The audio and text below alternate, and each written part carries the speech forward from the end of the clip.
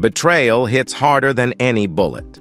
As a WWII pilot, facing death in the skies was nothing compared to discovering my wife's infidelity.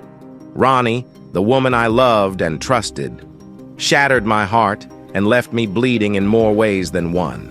She cheated with another man, and the truth hit me like a freight train. I lost my arm in the war, but her rejection cut even deeper. Her cruelty ignited a fire in me, and my revenge was swift and severe. She never saw it coming. Now, she knows the true cost of betrayal. The general dynamics. F-16V roared past the crowd and into a hard 9G turn that showed why it's the best fighter jet around. Then, without slowing down, the pilot pulled the jet up and fired the afterburner. The jet's powerful engine sent it shooting up into the summer clouds. In almost no time, the F-16 was a tiny dot in the sky. It turned in the air and suddenly appeared behind the crowd, flying low. The noise from the jet shook the ground as the pilot made a wide loop, turning it into a tricky maneuver called a half-Cuban 8, soaring back over the amazed crowd. After a few moments of hearing the jet rumble in the distance, it zoomed past the grandstand again, this time flying upside down. The pilot snapped the jet into a quick roll and disappeared into the clouds, the noise still echoing. The crowd of thousands stood in silence for a second, then erupted into loud cheers. An old man looked at his granddaughter, a lively 14-year-old with a long blonde ponytail sticking out of her Air Force cap. He thought she would be excited, but she had tears in her eyes. The old man asked, "What's wrong, sweetie?" She replied, "Why can't girls do that?" The old man smiled, knowing something she didn't. "Come with me," he said. The girl gave him a look but followed him towards the flight line. The colorful F-16 with snake eyes and fangs had just come to a stop and the engine was winding down. They walked up to the tape barrier. The old man showed his ID and the guard raised the tape for them. "Yes, sir," the guard said respectfully. The crew was getting the maintenance platform ready. After some work with straps, the pilot climbed out of the cockpit and walked down the steps confidently. The granddaughter watched as the pilot took off the helmet, revealing a cascade of blonde hair. The pilot turned and waved to the old man. The girl stood there, shocked. "Well, do you want to meet her or not?" the old man asked. Air Force Major Amy Boho Fuller was the head of the Viper demonstration unit and a true hero. The old man had met her years ago at an event, and they stayed in touch. He said, "Amy, my granddaughter thinks girls can't fly." Major Fuller laughed, handed her helmet to a nearby officer, and said, "Captain, take over." Then she added, "Hasn't your granddad told you about the wasps?" It was a sunny Sunday in Oahu. We were flying over the harbor while the ships below prepared for morning services. We were up early because Ronnie needed one last check ride before she could fly solo. We had stayed up late the night before, but got up early to head to John Rogers Field at Barber's Point for the check ride. I picked the vibrant blue Waco UPF-7 for us. It was a beautiful biplane with a powerful engine, much better than the smaller planes we usually flew. We were in the air as the sun rose over the Pacific. I usually sat beside Ronnie during her practice flights, enjoying both the view and her company. But today was her final test, so I sat in the rear seat like a real instructor. We saw the busy morning activities below as Ronnie practiced landings. She had to fly out over Ford Island each time to join the landing pattern again. Planes didn't have radios back then, so we had to follow strict flight patterns to avoid collisions. Part of the training was learning these patterns and how to watch for other aircraft.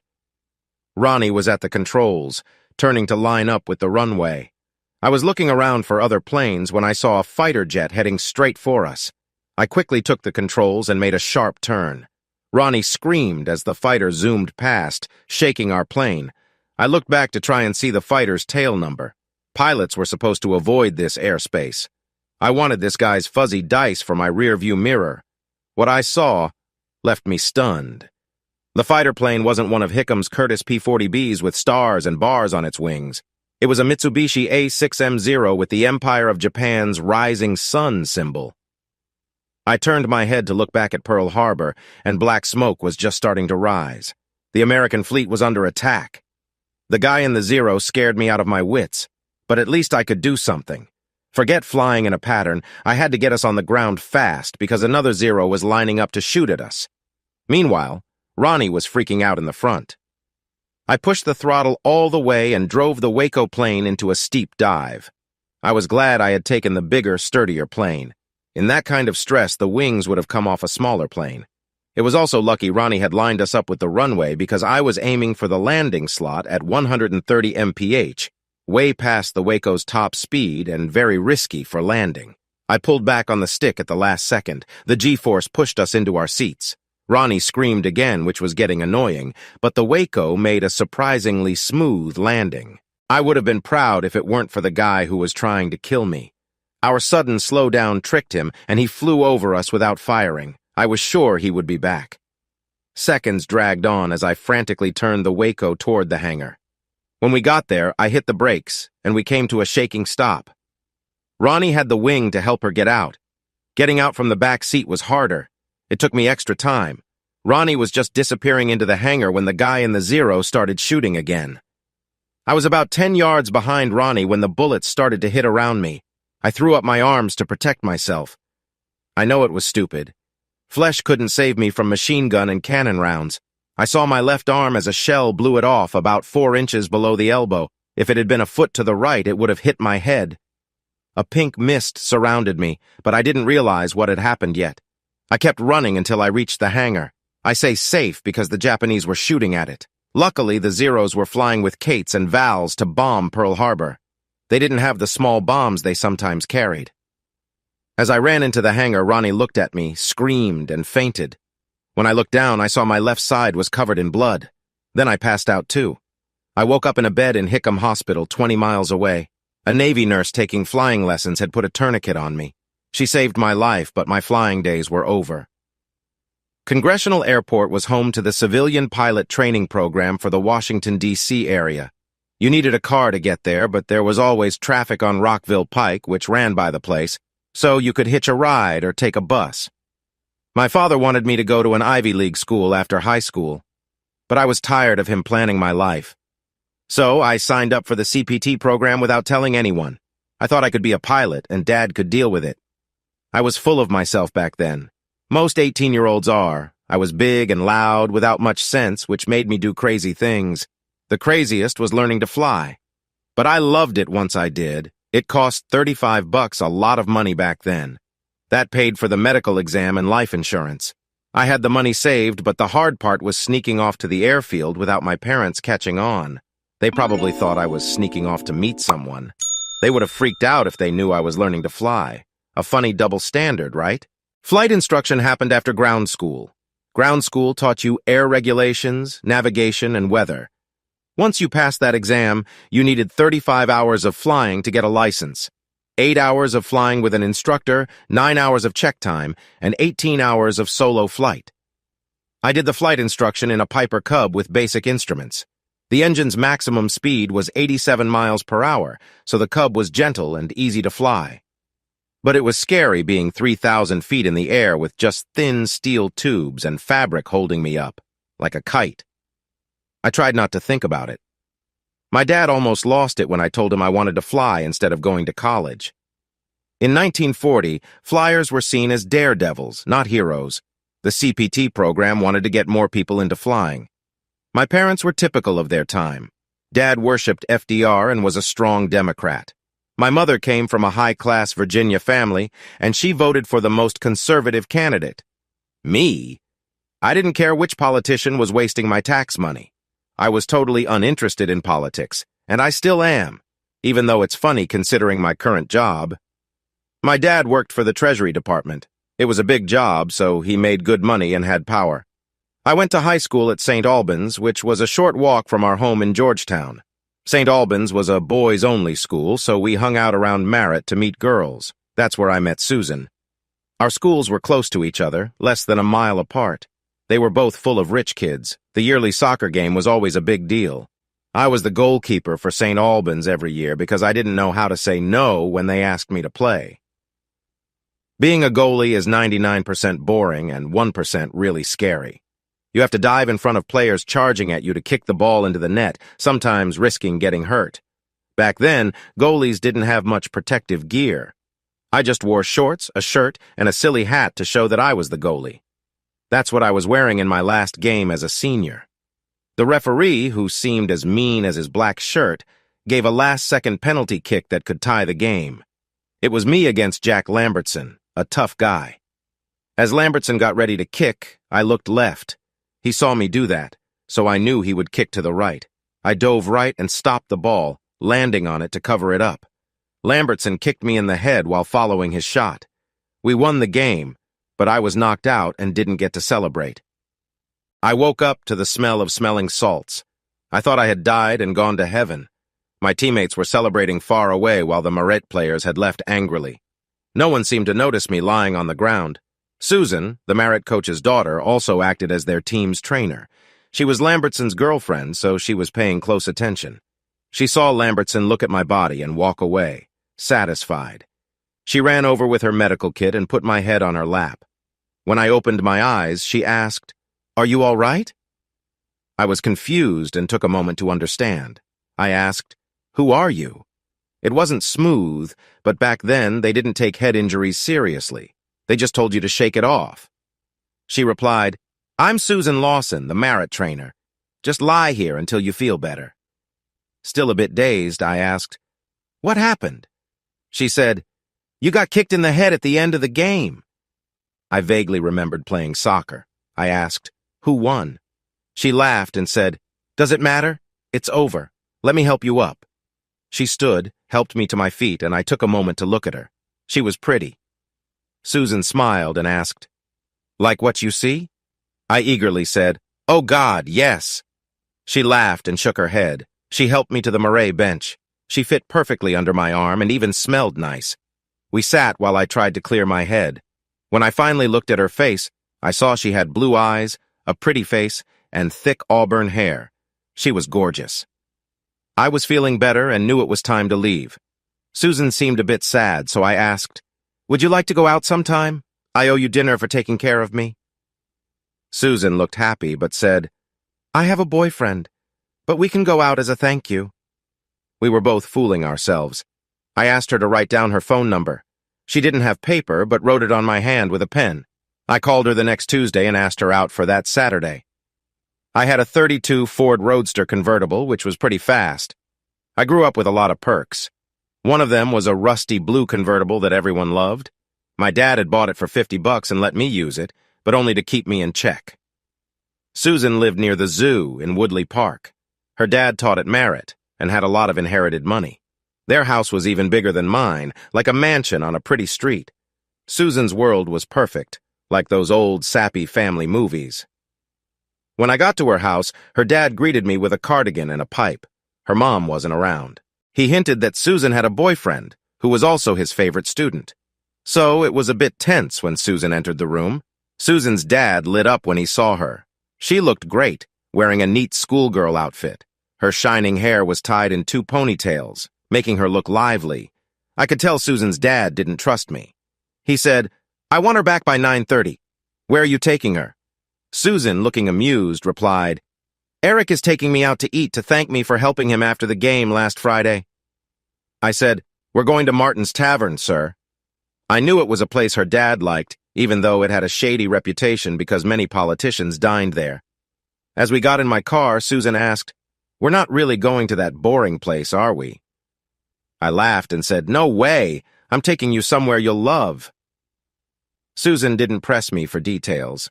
She seemed curious and was growing on me. Even though she was dating Lambertson, the star athlete, she was fun and smart. A hard combination to ignore. During our 30-minute drive to Rockville, we talked a lot. I learned Susan had big dreams and plans, which made sense since she was the homecoming queen, star of the musical, and top of the class. I wasn't thinking about a future with her. Her love life didn't matter to me, but her story showed she was always pleasing others, especially her parents, who put a lot of pressure on her. On the other hand, was rebellious and didn't care what people thought of me. I always went against the grain. Susan looked confused when I turned onto a rough road and stopped near a big barn. She asked, "Where are we?" I replied, "Right where I planned." She looked skeptical and said, If you think I'm rolling in the hay, you're wrong. I laughed and said, "Follow me." I led her to a small airplane parked in a hangar. Susan was amazed. I told her, "Get in, you'll love it." I helped her into the plane and did a quick check before sitting next to her. My friend Stephen, the mechanic, helped start the engine. Soon we were taxiing out, leaving clouds of smoke behind us. There was no air traffic control there. We just took off when ready. We rolled for a while before the plane lifted off, climbing into the sky at 40 miles per hour. Susan was scared during takeoff, but soon looked thrilled. She turned to me with bright eyes and said, "This is the most exciting thing I've ever done." I smiled, knowing I had made the right choice. Susan was born for adventure. We flew southwest at 1,000 feet, heading toward the Potomac River at the Great Falls. Seeing the view was exciting, even for me. Susan gazed out the open side window, looking down. We were flying at about 50 knots, and she could stick her hand into the wind, which she did now and then. It seemed like she was touching the air gently. She kept giving me joyful glances. She was really into it. I asked her, "Do you want to try it?" She nodded eagerly. I said, "Just follow the river and keep it steady. If you pull back, you go up." And I showed her, "If you want to go down, push the wheel forward." I moved us back to our original height. She grabbed the right-hand wheel and focused hard, her tongue peeking out of the corner of her lips. The trim tabs were doing most of the work. Then a gust of wind hit us. The Taylor craft is light, so it moved us nearly sideways. But Susan didn't panic. She calmly steered us back. I said, "That was great. You're a natural." She gave me a huge smile. I was smart, so I added, "Why don't I give you lessons?" She looked at me with so much longing and said, "Really, you'd do that for me?" I knew she was interested in the flying lessons, not in me. But teaching Susan to fly would let me into more of her life. I was qualified as an instructor for the CPT program, and we always looked for new students. So I said, "We can fill out the papers when we get back. Meanwhile, let's tour Georgetown." We reached Chain Bridge by then. I took over and flew along the Palisades until we reached the university, where I dropped down to 150 feet. You couldn't do that now, but things were less regulated back then. It gave us a fantastic view of M Street. There was traffic, bars, and restaurants busy with people, and the city lights were coming on. I took a detour on our way back to Rockville, thinking Susan would enjoy flying over her house. So, I dropped to 100 feet. She sounded upset and said, "That's Jack's car in the driveway." Her mom must have called her boyfriend when Susan left. Susan would need to explain when we got back. I hoped Lambertson would act badly enough to push her my way. I almost laughed. It was dusk when we landed. There were no lights on the field, so it was a bit tricky. We rolled up and stopped. Susan just sat there in the fading light. I asked, "What's wrong?" She said sadly, "I don't want this to end." I said, "It doesn't have to. We can arrange lessons. Just call me and we can set them up." I was a certified instructor, and CPT paid me for each student I recruited. So it was good for both of us. Susan filled out the papers, then pulled out $40 from her purse. I had to save for 6 months to get that much money. Lambertson stayed in the house when I dropped her off. I was a lot bigger than him. She said, "Jack's going to be angry, but he doesn't own me. I'll call you as soon as things settle down here." I watched her walk up the steps to her house, feeling pangs of jealousy. She waved at me longingly before going inside. I never heard from Susan. Maybe her parents or Lambertson got in the way, but the phone never rang. I didn't view it as betrayal since we didn't make any promises. Things just happen. Still, it bummed me out, and I spent a couple of weeks wondering what could have been. I realized that hoping for a long-term relationship was a fantasy. Susan was too tied to her current life, and she always said she was Lambertson's girl. Plus, teenage boys like me don't focus on one thing for long, so I soon forgot about my crush. Meanwhile, I told my parents I was going to be a full-time instructor with the CPT instead of going to Princeton. That got me kicked out of the house. My dad told me, "If you want to be your own man, you have to support yourself." I didn't mind. The CPT paid $80 a month, more than most households made then, and it got me away from my parents. So I took a job in Fort Collins, Colorado right away. Looking back, I realize it was a selfish and ungrateful act because it almost broke my mother. But at 18, like most boys, I was self-centered and had a dream. I wanted to fly. I would have laughed if someone told me getting up at 4:30 in the morning and working until 8 p.m. could be fun. That was until I got to Fort Collins. But I loved my work as an instructor, and all the flying made me a much better pilot. The practical reason for taking that job was to learn how to fly at high altitudes. Just taking off in Fort Collins was like flying at 5,000 feet in Rockville. So you learned to handle thin air. Plus, the winds in the Rockies could be challenging. But I grew up in Maryland, and one cold, snowy winter in Fort Collins convinced me to take a similar job in Hawaii. Honolulu was a lively place in October 1941. The city was buzzing with activity because of all the military people around. It was way more exciting than the quiet and sleepy Fort Collins. But the real excitement began when Veronica McMartin walked in the door the week I started my new job at Andrews Flying. Ronnie, as she liked to be called, seemed like trouble from the moment she entered the office. Some people just have that look about them, like they think they own the place and it's annoying to everyone else. Ronnie was one of those people. My manager, Jake Hill, saw her and muttered, "Uh-oh." Then he looked at me and said, "You deal with this one." I groaned, "Why me?" I watched as Hill greeted Ronnie and then brought her over to me. She was stunning, and we stared at each other. Ronnie had an exotic look, being half Japanese and half Anglo, with long, smooth black hair. Her dark eyes had an Asian touch and sparkled with deep attractiveness. She gave me a look that seemed to size me up. Our attraction to each other was intense. I'm taller than average, with unruly brown hair, gray eyes, and a long face. Ronnie had a perfect oval face with high cheekbones, a small pointed chin, and a wide, appealing mouth. But the most striking thing about her was her fit body with amazing legs. She wore stylish flying clothes popularized by Amelia Earhart, camel pants and a leather jacket over one shoulder. The jacket seemed odd for Hawaii, but it gets cold up in the sky. The loose pants fit her hips and backside like they were made for her. Her white silk blouse highlighted her figure. Hill introduced her. "Erik, this is Veronica McMartin." I tore my gaze from her, and she smiled as she said, "Call me Ronnie." Trying to seem composed, I replied, "I'm Erik." But we both knew we were interested in each other. Our flying lesson started off rocky. I walked Ronnie out to the tarmac where a Piper J3 was ready. The Piper was the standard plane for beginner flights. It had seats one behind the other, with controls in the front and a stick and throttle in the back. While I checked the plane, Ronnie got in the front seat. I told her, "You sit in the back for these flights." She replied, "I'm paying and I want to sit up front." I explained, "The rudder pedals are only in the front. You have to sit in the back." She stubbornly stayed where she was. I sighed and said, "I can't steer the plane from the back seat, so either move or the lesson is over before it starts." Ronnie glared at me, got out of the front, and moved to the back. I thought to myself, what a spoiled person. I sat in the front seat and said, "Put on the headset so we can talk during the flight." She did, looking annoyed. She was clearly used to getting her way. The mechanic and I started the plane, and we taxied out. I told her over the intercom, "Put your right hand on the stick and your left hand on the throttle. Just feel the movements during this flight." I revved the engine, and we took off at a slow 40 miles per hour.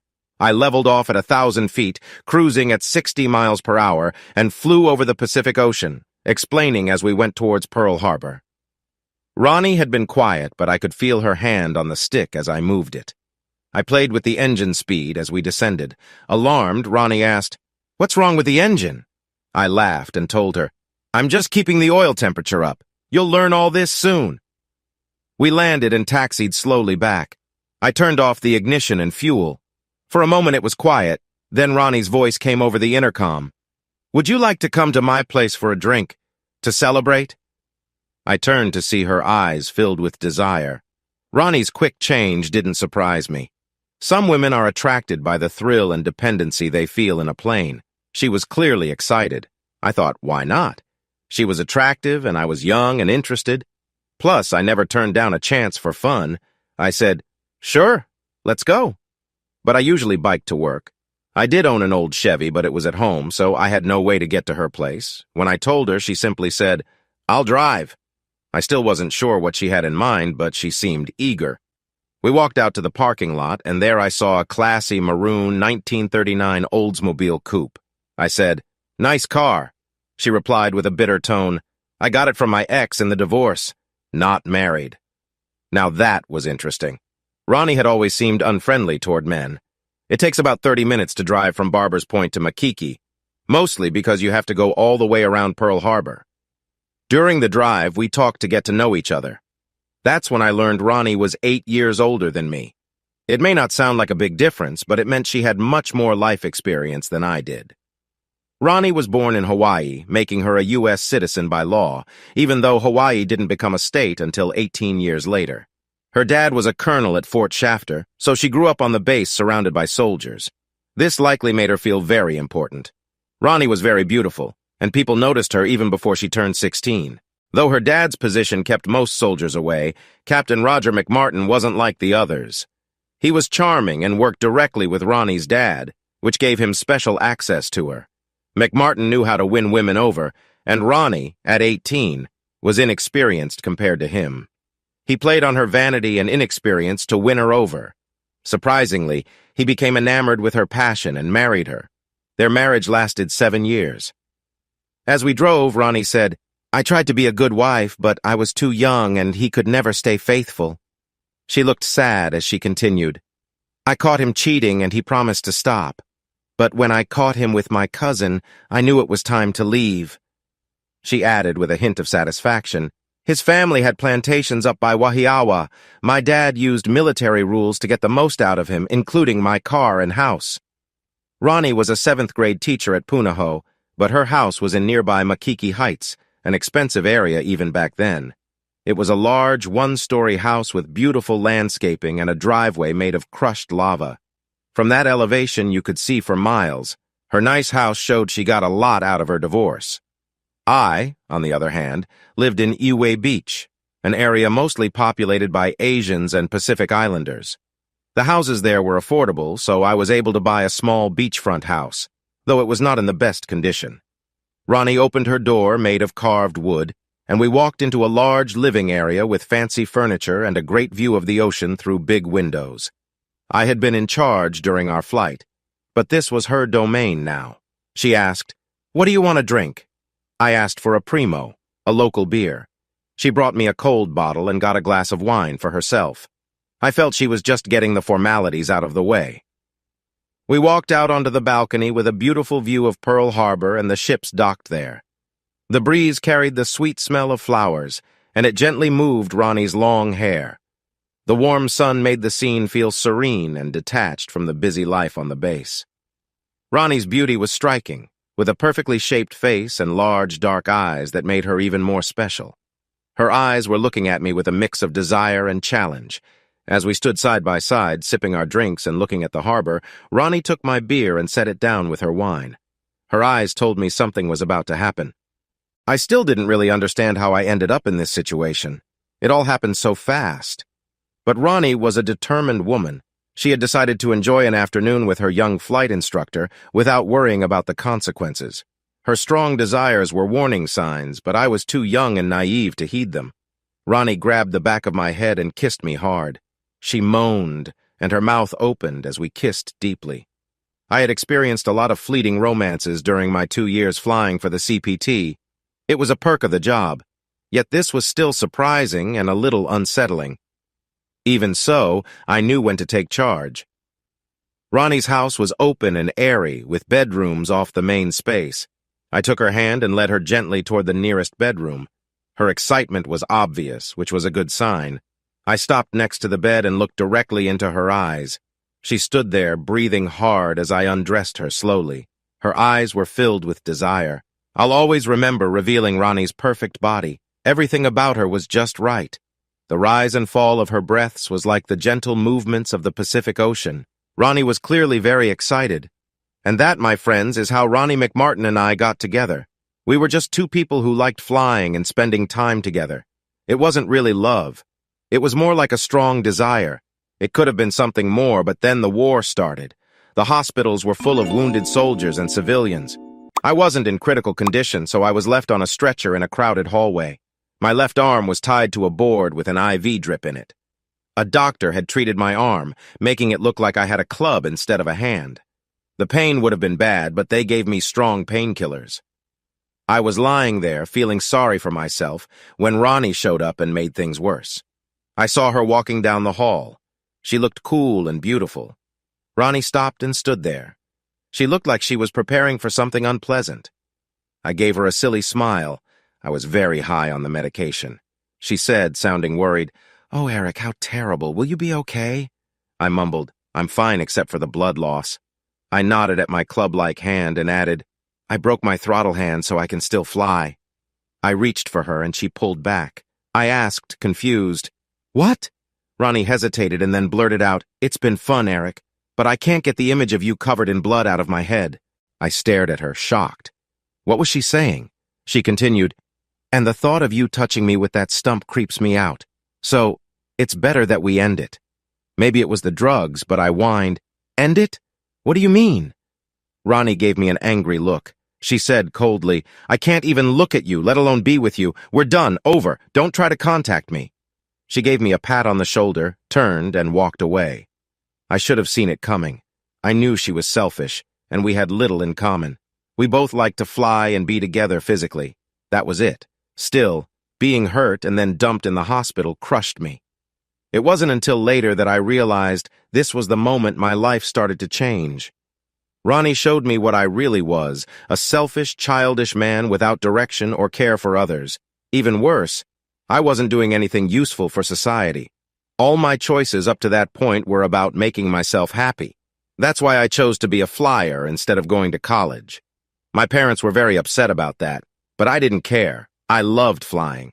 Flying led me to a bad relationship with a troubled woman. I had a moment of realization while lying in that bright, bare hallway. Good people take responsibility for their lives, and I had only cared about myself so far.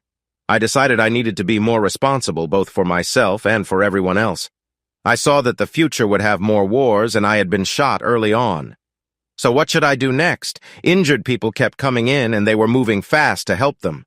My arm was neatly cut off by a 20 MMA shell, and they sewed skin over the end. Now my left arm looked like the end of a sausage. After they gave me more blood, they let me go. Since the military couldn't use me anymore, I needed to get home. But many people were trying to leave Hawaii, making it hard to get on a ship. I sent a telegram to my dad asking for help. Maybe this was the first sign I had started to grow up. He got me a spot on a Navy supply ship going back to San Francisco. I knew the trip would be dangerous. The aircraft carriers that had attacked Pearl Harbor were still out there, and there were always submarines. So, I sent a letter to my parents in case I didn't make it. I told them I loved them and was sorry for being so difficult. They didn't deserve my bad attitude, and I promised to make up for it, even if they welcomed me back with open arms. To my surprise, when I got back to Georgetown, I found out I was a minor celebrity. I was the first person to return home injured from Pearl Harbor, but the real heroes were still serving or had died there. Politicians wanted to use my fame to their advantage. So I was busy for a few weeks after I got home. This included a planned visit with Eleanor Roosevelt at the White House. That's why I was standing in my best suit with my parents when the First Lady walked into the East Room. By then, Eleanor Roosevelt was more popular than her husband. She was very smart and good at connecting with people. So she wasn't surrounded by a big group of important-looking people. It was just an older woman walking into the room, followed by some reporters. We had a planned public talk about civilians being at Pearl Harbor during the attack. Reporters took photos and shouted questions. The First Lady handled it all with grace. Then, after the reporters left, she wanted to talk to me alone. That was the kind of person she was. During our talk, she asked me a question that changed my life. "What are you going to do now?" I replied honestly, "I'd love to serve, but no branch will take me with one arm." I added sadly, "I was a good pilot and instructor, and I wish someone would let me help in the war." The First Lady gave me a thoughtful look and asked, "Can you still fly?" I showed her my left arm. It wasn't like Captain Hook's hook. It even had a watch on it. It was attached to a leather sleeve that I put over my stump every morning. It was secured around my elbow by a harness. The plastic looked like skin, and people wouldn't know I was missing anything unless they looked closely.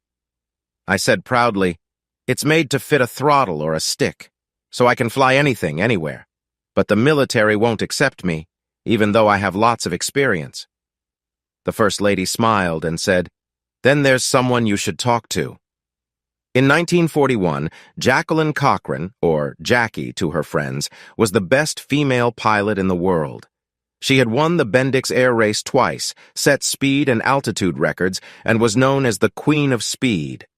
She believed that a qualified woman pilot could do all the non-combat flying a man could do, freeing up male pilots for combat. Jackie was very beautiful and a Bendix Trophy winner, which made her famous and gave her influence with Eleanor Roosevelt. The idea of women doing non-combat flying made sense to the First Lady and would help the war effort. She supported it. Anyone who understood saw that logistics were key in war. Napoleon said it best, "An army travels on its stomach." The problem was, even though American factories were making lots of planes, they still had to be delivered. Using male pilots for that meant fewer pilots for combat. The solution was clear: use qualified women to deliver the planes. But even with a severe pilot shortage, the Army leaders resisted. The best way to motivate Jackie Cochran was to tell her she couldn't do something. So she constantly pushed Hap Arnold, the head of the Army Air Forces, to create an all-woman ferry pilot group. That led to the start of the 319th Women's Air Service pilots, known as the WASPs. The WASP mascot was a female cartoon character drawn by Disney. Her name was Fifinella, or Fifi. Pilots thought gremlins were imaginary creatures that messed with their planes. But the WASPs believed Fifi didn't play bad tricks like the male gremlins. To them, Fifi kept sand out of our gas tank and kept the engine running smoothly. Fifi helped us come home safely. However, Arnold still faced problems with the tough men in his command. These men couldn't accept women as their equals. Because of this, Arnold made the WASPs a civilian volunteer group and not a military one.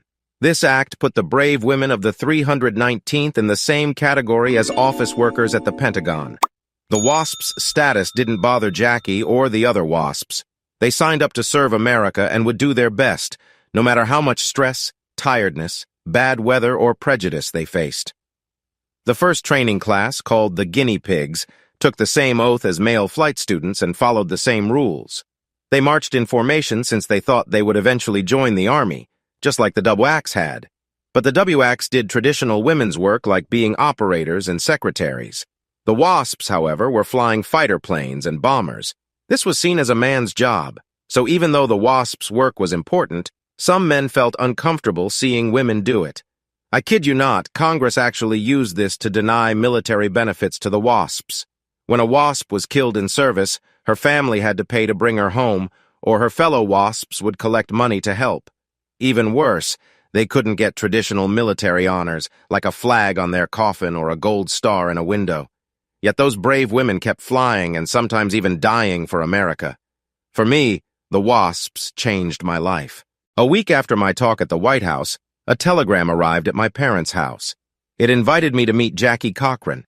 After a phone call and a car ride to the Hay Adams, I found myself in a room with Cochran herself. Jackie Cochran was impressive. She could outfly you, outfight you, or charm you, depending on what was needed.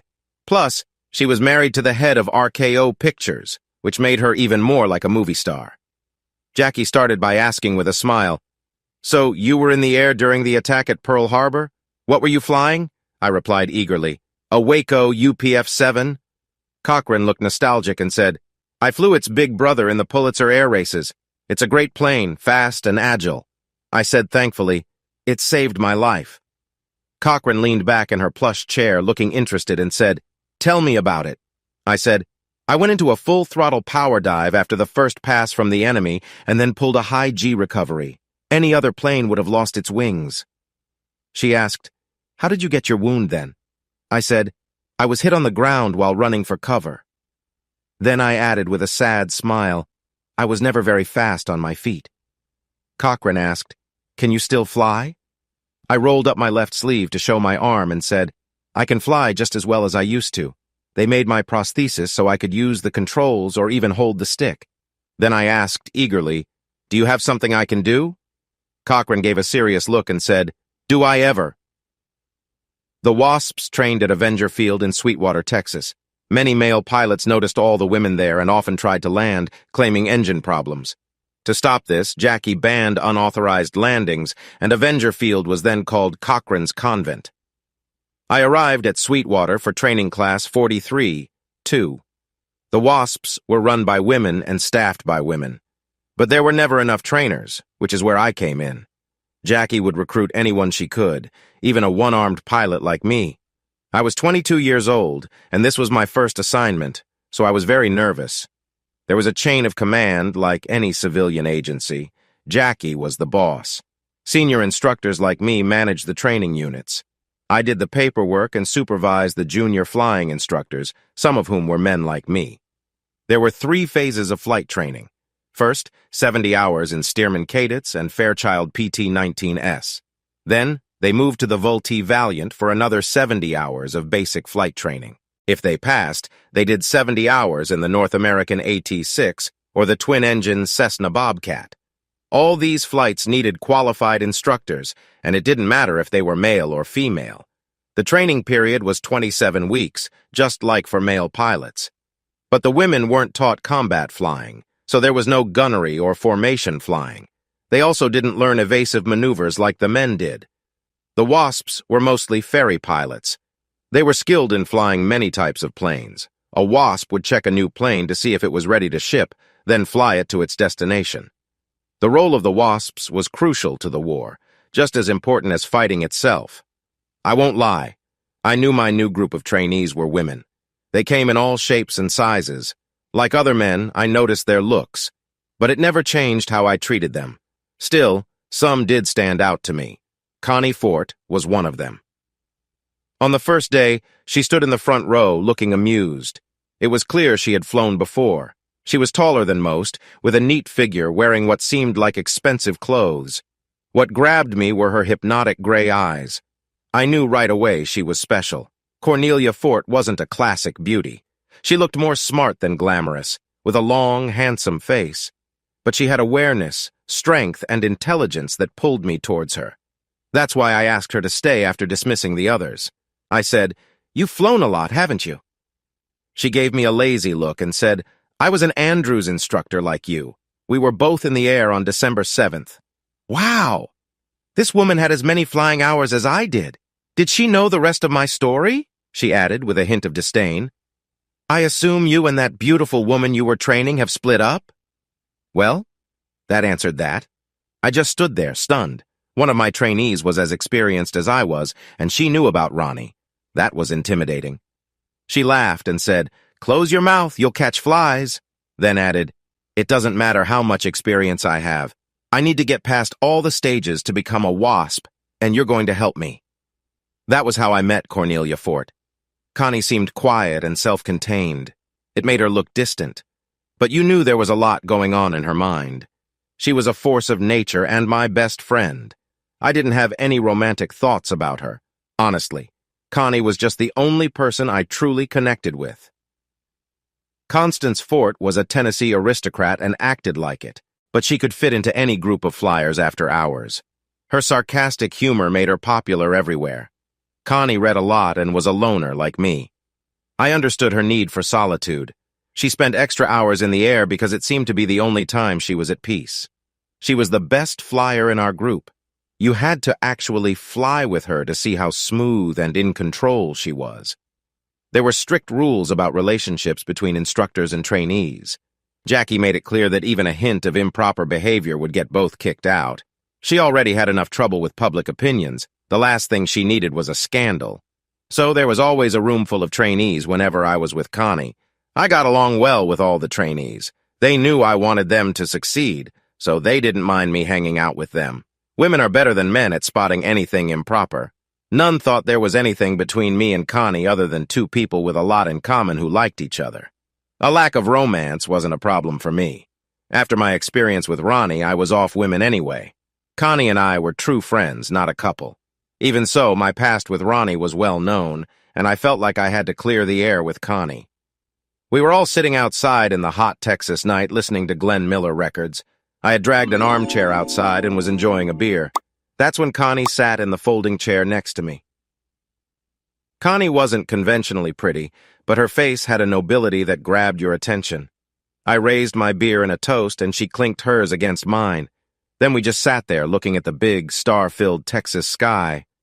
I finally said, I was a different person back then. Connie knew what I meant. She just nodded. I added, when you're young, you think you're invincible.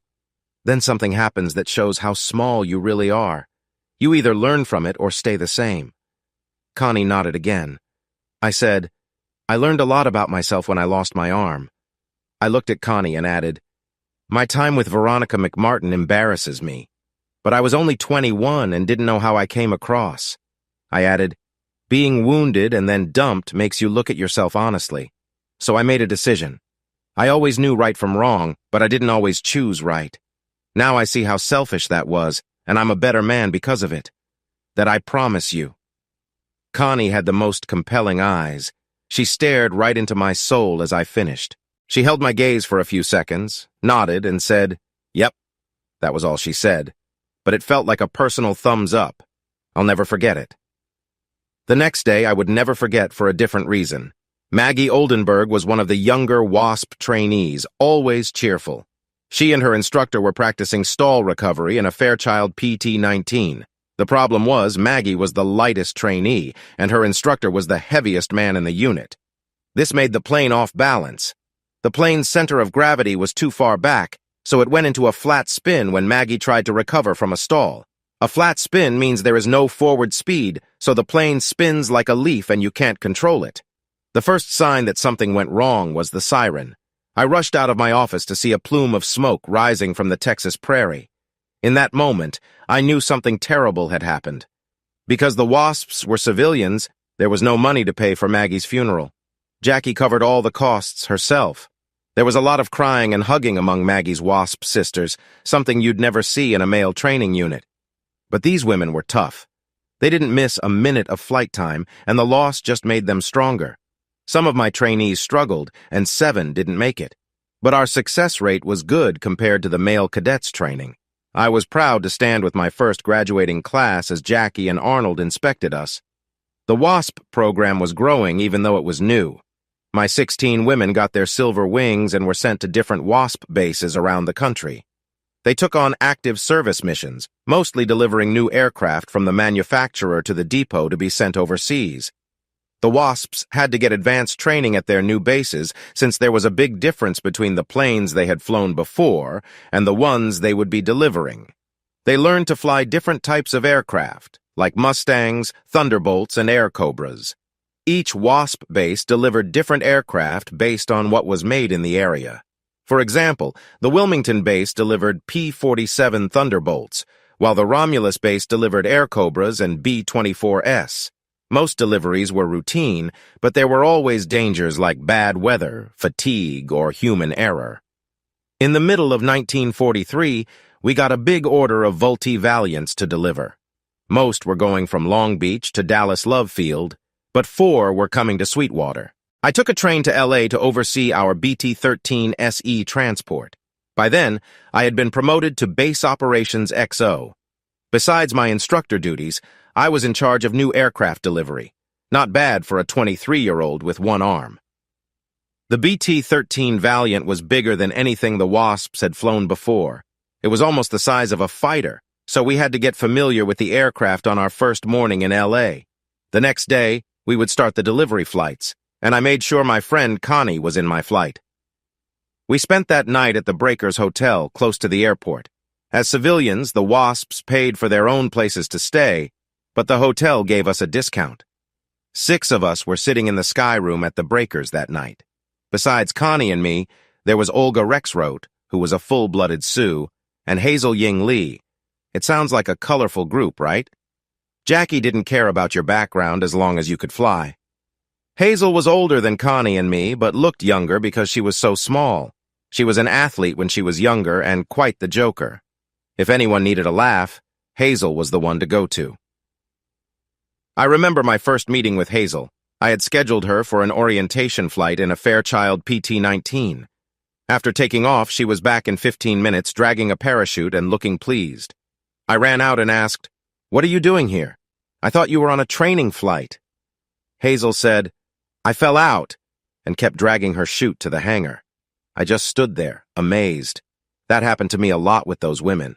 Hazel had forgotten to buckle her harness before the flight and fell out at the top of the first loop. Luckily, she was still over the airfield and sitting on her parachute. She floated down safely, becoming the first wasp to bail out, even if it wasn't on purpose. Hazel's casual way of doing things made her very charming. 2 male Air Service ferry pilots were also sitting with us. They were stationed at Moffett Field, near San Francisco, and had taken the train down to help with the delivery. There was a young Jewish kid named Goldwater. He was even younger than me and very serious about his first assignment. The other guy was the complete opposite. He was arrogant, full of himself, and always chasing after women. His name was Frank Stamm. He was almost as tall as me and thought he was every woman's dream. Naturally, he was immediately drawn to Connie because Connie was beautiful. Stamma figured out that to impress Connie, he needed to talk about flying. So, he dominated the conversation with stories about the men's training program, especially formation flying. He held his hands parallel and said, "You've got to learn how to fly in tight formation to survive in combat." Connie was interested, of course. This was a flying challenge she hadn't yet faced. I tried to make her see sense. None of the wasps are trained for that. They don't need it to do their job. I had grown a lot from the reckless person I used to be. Stammy sneered and said, "Well, they should learn if they want to play with the big boys." That was nonsense. Stammy was just a ferry pilot and had never seen combat. Yet Connie was hanging on to his every word. Stammy then asked Connie, "Why don't we take a walk down by the beach and I can tell you more about what we learn in Air Service Training School?" "Yeah, right, sure." As if that was going to happen. Connie might have been naive, but she was a WASP pilot, not someone for Stammy to hit on. I might have been overprotective. I didn't have romantic feelings for Connie, but we had a special connection. I didn't want Stammy to ruin that. The thought of him getting close to her made me angry. Maybe I did have feelings for her. More important was that what Stammy was suggesting to Connie was risky. Precision flying needed lots of training, and the wasps weren't trained for that. Wasp flying groups looked more like a flock of geese, everyone in assigned positions and spread far apart. We called our formations gaggles. Also, I knew Stammy wasn't a formation flying expert because if he was, he'd be in Europe. I had to stop everyone from getting the wrong idea. I checked my watch and said, "I want you all in your rooms. We have a mission tomorrow and it's time to sleep." Stammy laughed and said, "You and the rest of the girls can go to bed. Connie and me, we're going to stay and talk about serious flying." I should have hit him. I regretted not doing it later, but we were in a nightclub surrounded by other trainees. It didn't seem smart. Instead, I said, "I'm in charge of this mission, and I won't let any of you mess it up. We all need sleep. Now." Then I turned to Stammy and said, "That includes you, flyboy." Stamma was a coward and a blowhard and wasn't going to challenge me. I was bigger than him, and he could see in my eyes that I was ready for a fight. But he needed to get the last word. He turned to Connie and said, "We can talk more later, babe. I'll show you how the real men fly." Sadly, he meant it. All of my wasps had flown the route so many times that it was boring. We got to Tucson for the first overnight stop since none of the wasps were trained for night flying. The next morning, we took off from Tucson and landed in Midland, Texas by noon to refuel. In Midland, I saw Connie and Stammy talking at the snack bar. It seemed like they were planning something. I was convinced they were discussing formation flying again. I went over to remind them that close flying was forbidden during delivery flights, but Stammy was still working on Connie, and she hated backing down from a challenge. She was too stubborn for her own good. 45 minutes east of Midland and just south of Sweetwater, I noticed, to my fury, that Connie was trying formation flying. They must have planned it when we refueled. Connie was leading a left echelon, stair-step down, formation with her, Stammy, and then Goldwater. It was incredibly dangerous because they were less than 10 feet apart vertically, and Connie was the only one who looked sure of herself. Connie was flying steadily, but Stammy was struggling with the updrafts from the hot Texas prairie. Or maybe he was just bothering Connie.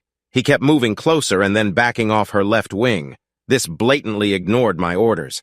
I was about to shout at them over the radio when Stammy moved closer to Connie's plane again. To be safe, Stammy needed to stay 10 feet below and to the left rear of Connie. But his plane drifted. Why? I don't know. Maybe it was a stronger updraft. The air was like ocean waves. Anyway, Stammy's mistake put him at the same altitude as Connie with his right wingtip just 3 feet from her fuselage. He should have moved carefully down and to his left. But as soon as he saw where he was, Stammy panicked and turned sharply left. He probably expected Connie to turn right. That was what all male pilots were taught to do.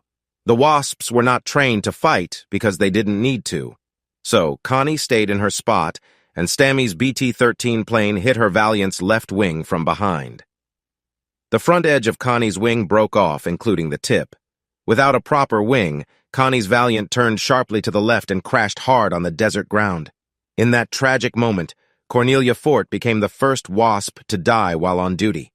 The cockpit latches weren't opened, so Connie was probably knocked out when she crashed. She didn't try to escape. Connie was buried next to her father, who she loved very much. Her gravestone read, "Killed in the service of her country."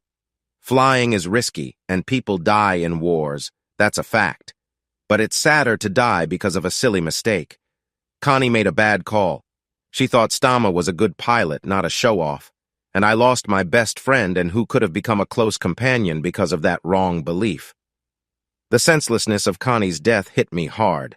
I'm not embarrassed to say that my tears blocked my view for the rest of the flight to Sweetwater. Hazel, Olga, and I took the other 3 Valiants there safely. The remains of the 4th Valiant were 10 miles south of Merkel, Texas. Stammy knew he was in trouble if I found him, but he was in the Army and I wasn't. So he ran to his superiors. That's why 3 big military police officers were waiting for me at Love Field. I spent the rest of my time at Love looking for him, but they kept him out of my reach. They practically sent me back to Sweetwater in a cage. The official inquiry blamed Stammy, as expected, but the Army needed pilots, even bad ones like Stammy, so he wasn't punished. I don't know what happened to him later, but I hoped it was bad. That boys will be boys attitude lasted until Arnold said anyone breaking rules would lose their benefits.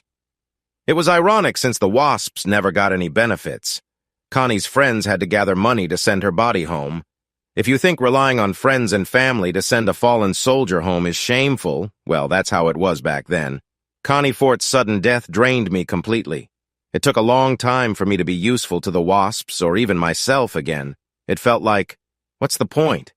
People like me don't meet many others they feel close to, so I wasn't going to find a new friend easily.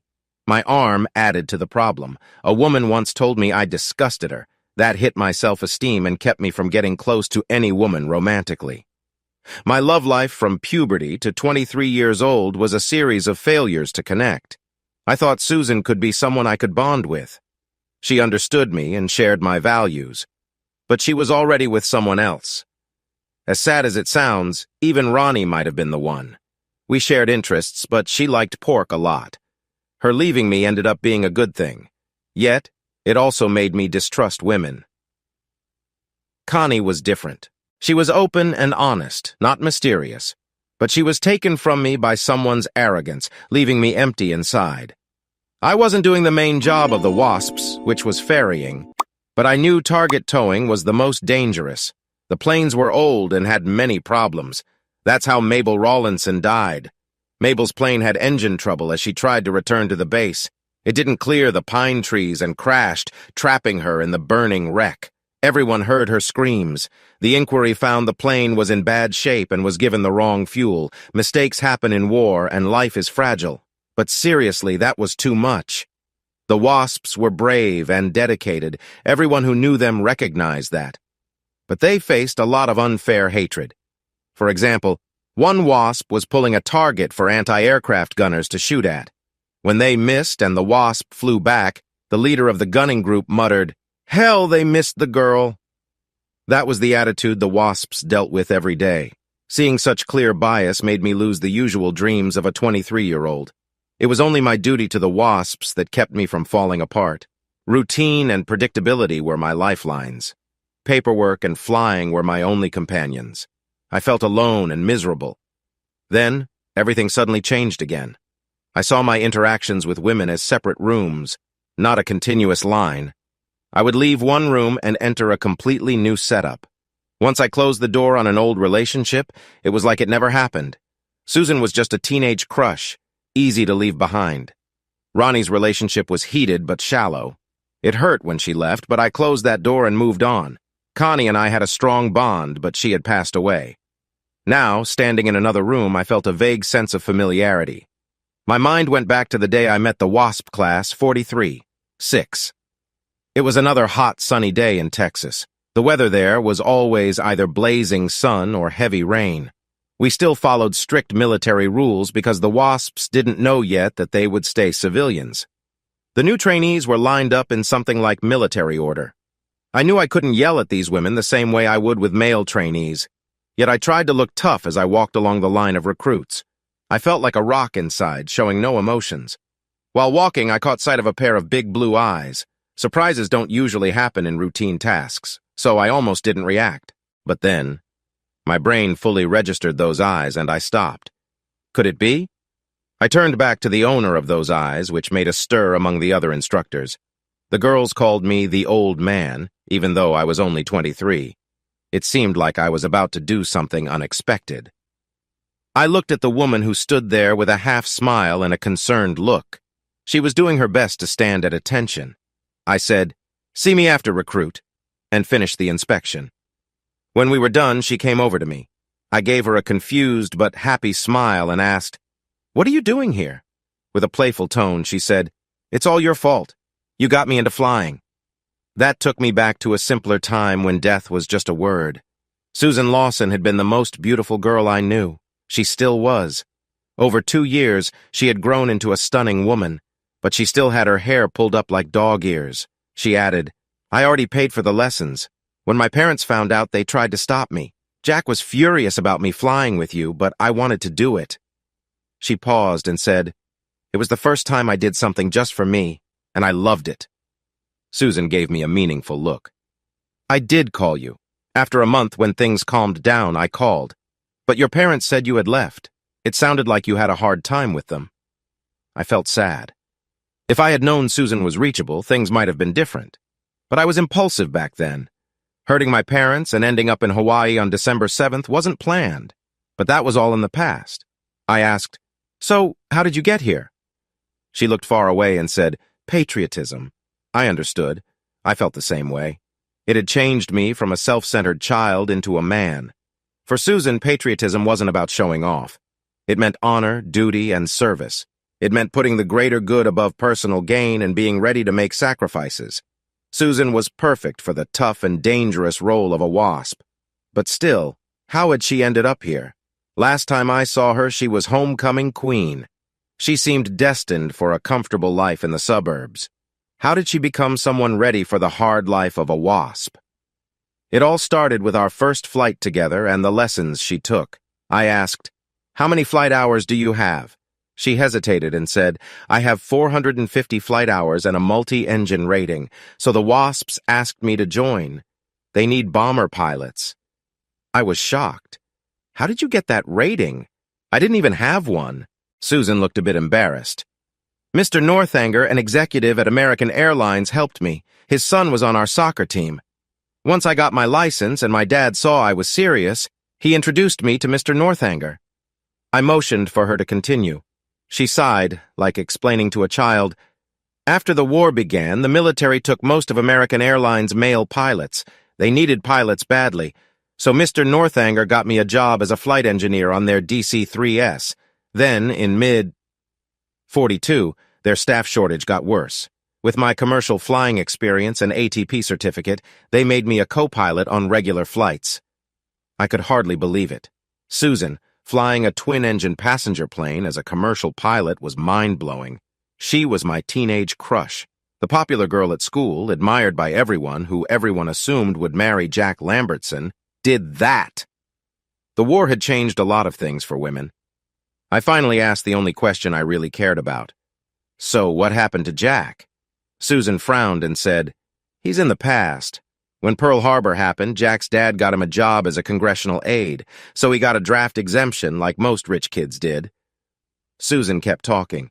"And he quickly wanted to make me his pretty wife, but I couldn't see myself just going to fancy parties and baking cookies while a war was happening." I felt relieved. The Susan telling this story was the Susan I knew and loved. Susan laughed. It didn't end well for either of us. One night he got drunk and tried to break into my house. He thought he could take me, but I had him arrested. Then I was shunned by polite society because I pressed charges. You know how Georgetown is. Susan mimicked an old woman's voice. Proper young women don't press charges just because a man assaults them. It's so scandalous. Susan looked annoyed and said, So, I moved to Chicago, where the American DC-3 passenger service starts from, and joined the WASPs when they recruited me. There it was. Susan had followed the path from student to licensed pilot, got her specialty, and flew enough hours to be considered. It was also no surprise that we would meet again. All the WASPs went through the same training, no matter how experienced, so Susan and I were bound to meet again as soon as she signed the contract.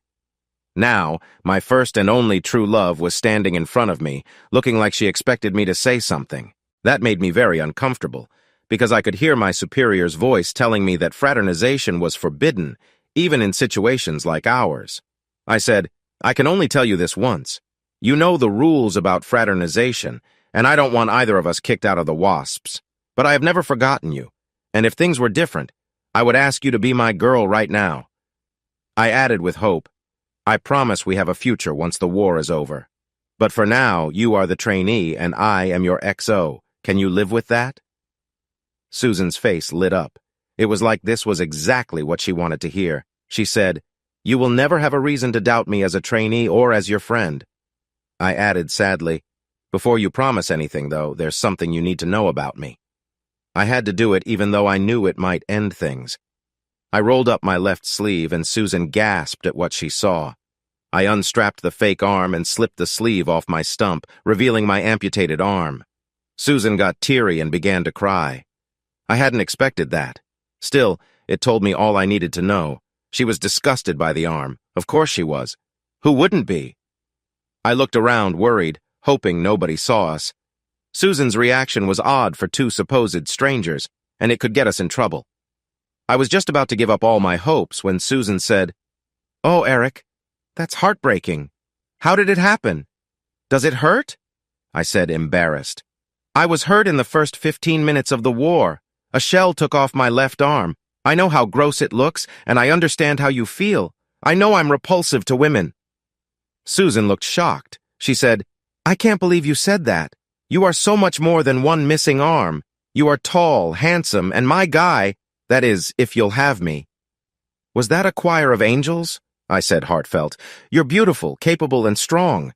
Any man would want you. I can't believe you have feelings for me, but I promise if you accept me, even though I'm damaged, you will have my total devotion, even if I'm missing some parts. A reunion on the tarmac of a busy airport was a strange way for Susan Lawson and me to come back together. But the war had made us grown-ups, and our bond was real. WASP Class 43, 6 went on the usual track. There were fewer failures since it was harder to become a WASP. Susan and I had the same relationship I had with Connie, meaning non-romantic.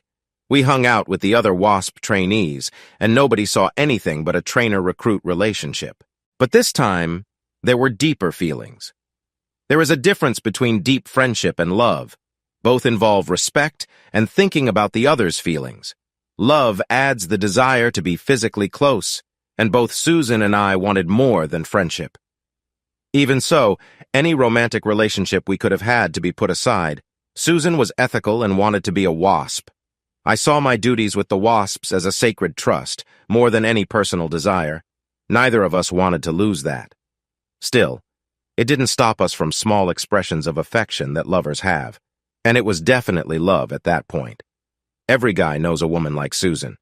She's the one all the other guys want to date and the one all the girls want to be. But being the most popular girl in high school is more about looks than who you really are. I had only known the teenage beauty. I saw the true person at last, and she was wonderful.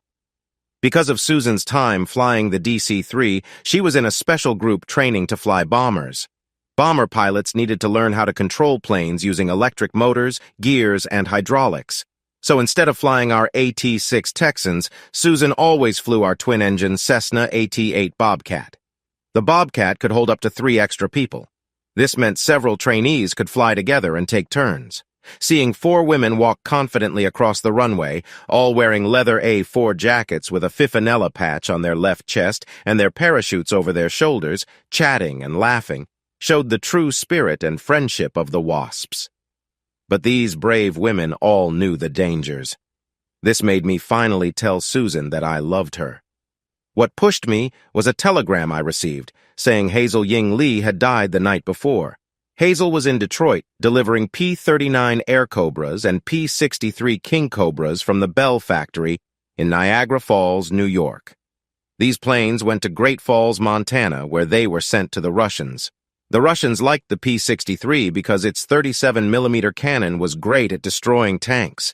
Russian pilots would take them from Great Falls to Russia through Alaska. U.S. pilots, however, were glad to see them go, thinking, good riddance. Hazel had delivered King Cobras many times, but a snowstorm at Great Falls caused confusion in the tower. Hazel was cleared to land at the same time as another P-63, causing a collision that took her life. I read the telegram from Jackie while Susan and I were at a party for her class's graduation. Even though Susan and I sat close together, the other girls didn't mind. They guessed what was going on, but there was nothing to see. I hadn't shown any favoritism. Susan was a great pilot who took flying seriously. After reading the telegram, I covered my face to hide my tears. Susan, worried, asked, "Erik, what's wrong?" I kept my head down, not wanting her to see me cry, and said, "We lost another WASP last night. Hazel was a joker sometimes, but she was a good pilot and a great friend." Susan responded, "Oh, Erik, I'm so sorry, but she died serving her country, which is very noble." I said, "It's not Hazel's death that upsets me. You're going to face the same danger soon, and I can't bear losing you." I hesitated, feeling this was a reckless thing to say, and continued, "I love you, Susan Lawson." She gasped and seemed to melt into me. Then, hugging me, she whispered, "I love you too, Erik. I've loved you for a long time."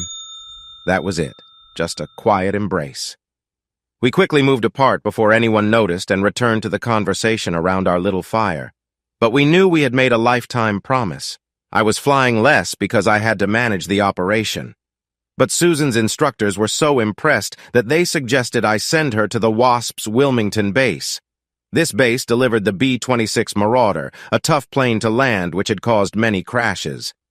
The B-26 was known as the Widowmaker because of its powerful engines and small wings, which meant you had to land it at a high speed to avoid stalling. I was worried about sending Susan to Wilmington because I had lost one soulmate already, and the B-26 was dangerous. When I told Susan my concern, she got very mad. She said, "I didn't join the WASPs for you to protect me. Flying freed me from my parents, and serving my country makes me who I am, an independent woman. You won't take that away from me by keeping me safe here." I understood. Susan had worked hard against expectations to become who she was. If I truly loved her, I had to let her face danger. That's the thing about honor and duty. They're not convenient and can be heartbreaking. So I felt deep despair as I watched Susan leave in one of our Bobcats. 2 other WASPs from her class, Dorothea Johnson and Dee Dee Mormon, went with her. They flew to the Newcastle Army Air Base at Wilmington, and Jackie would fly the Bobcat back to Sweetwater. This was surprising and made me uneasy because Jackie was coming to Sweetwater specifically to talk to me. I waited nervously on the tarmac as the Bobcat arrived. Jackie, looking bright and cheerful, hopped down from the plane. I thought, oh, she wants something. We had a ready room. It had a big coffee pot on a hot plate. Without saying anything, Jackie motioned me into the room, grabbed a cup of black coffee, and said, "Sit down, Erik." I followed her to a couple of old wing chairs in the far corner. It was where most of us went for a short nap. It gave a bit of privacy. Jackie took a sip of her boiling hot coffee and looked really happy. It seemed like she couldn't feel pain. Then she gave me a commanding look, the kind that made you do exactly what she wanted. I waited, nervous, as Jackie said, "The WASPs were promised military status and benefits. It's time for this country to keep that promise. I've told Hap Arnold that he either brings the WASPs into the military or I'm going to shut down the entire program." I gasped. "Shut down the WASPs?" Jackie, showing her determination, said, "The WWIIs and waves have been part of the U.S. military since early 1942. None of them have been killed in action. But we have lost over 30 WASPs in active service, and they haven't gotten the military status and benefits their sisters have." I hadn't thought about that before, and it made me very angry. I shouted, "That's a disgrace to our nation. We must do whatever it takes to get military benefits for the WASPs." Yes, I know. I had just walked into a trap. I wasn't sharp when it came to being tricked. Jackie pounced. She said, "The House of Representatives is working on a bill to make the WASP a military organization like the WWIIs, waves, and spars." I said cautiously, "That's nice. But why are you talking to me?" This seemed very suspicious.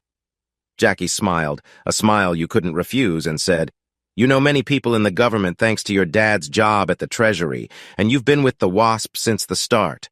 You're a well-known WASP instructor and administrator, so I'm going to assign you to Hap Arnold as an official go-between for the WASPs." Jackie continued, "You will need the right status to deal with all the big egos in Washington, so I'm making you my chief of staff. You'll be in charge of WASP operations and act as my go-between with the AAF and Congress." Jackie added, "This would do two important things. First, it would bring justice to the WASPs. Second, it would put someone I trust close to Arnold. Arnold wants a woman colonel to head the military WASPs. Who would be better for that job than me?" Jackie was smart and ambitious. She knew that having me next to Arnold would help her chances to get that job. But DC politics is dangerous.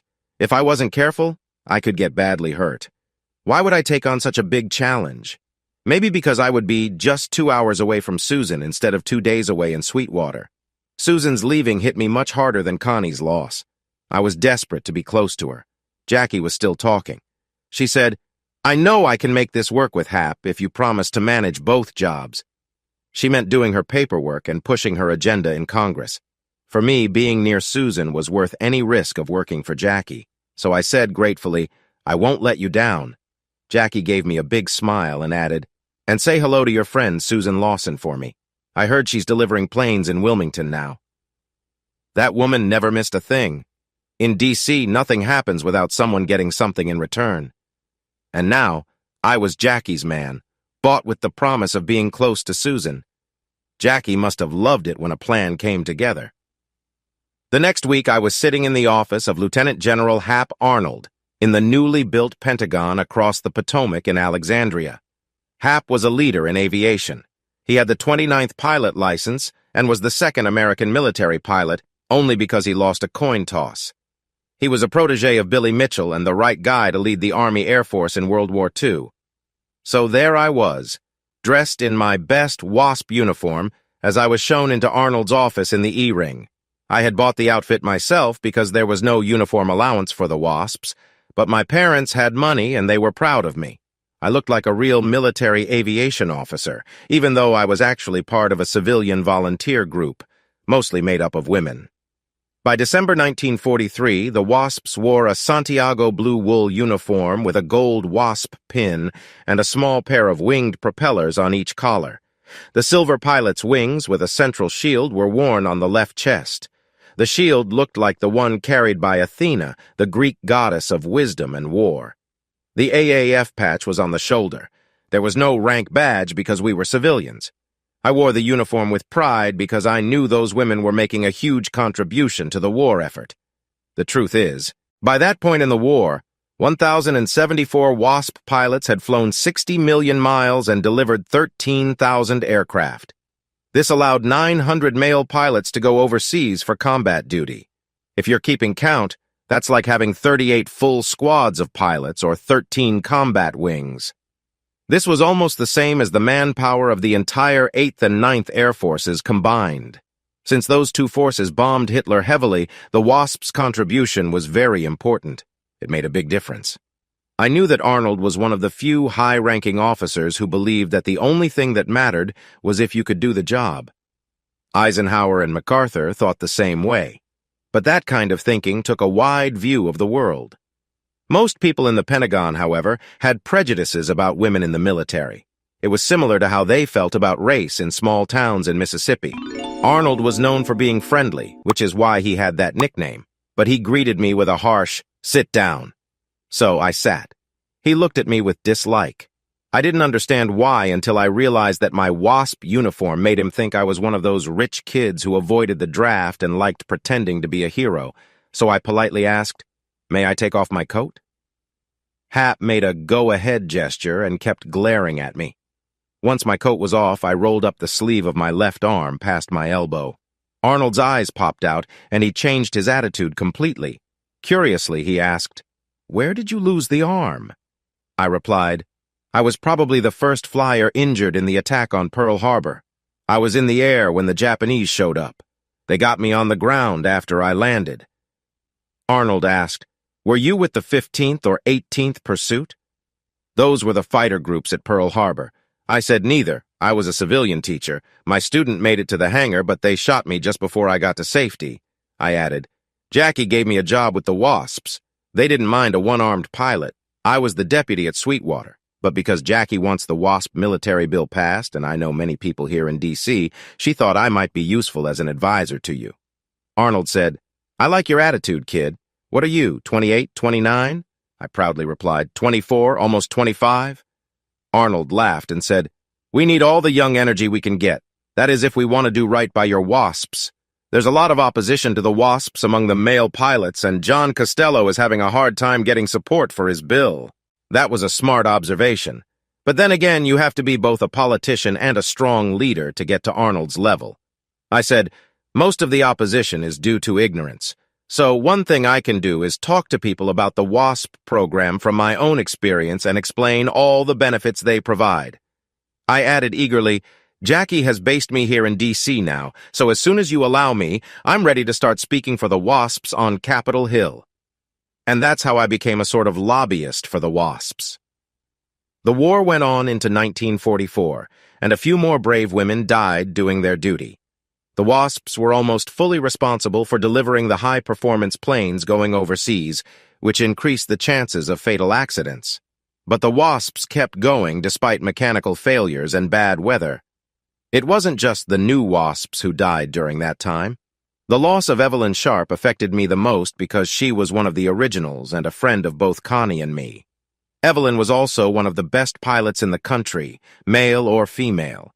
But one day, an engine of the twin-engine P-38 Lightning she was delivering failed right after takeoff. With almost any other pilot, the force from the still-running engine would have flipped the Lightning over. But Evelyn skillfully pushed the rudders hard to counter the loss of the engine and turned the plane back to the field, where she landed it with the wheels up. The plane wasn't badly damaged, but Evelyn's neck was broken by the impact.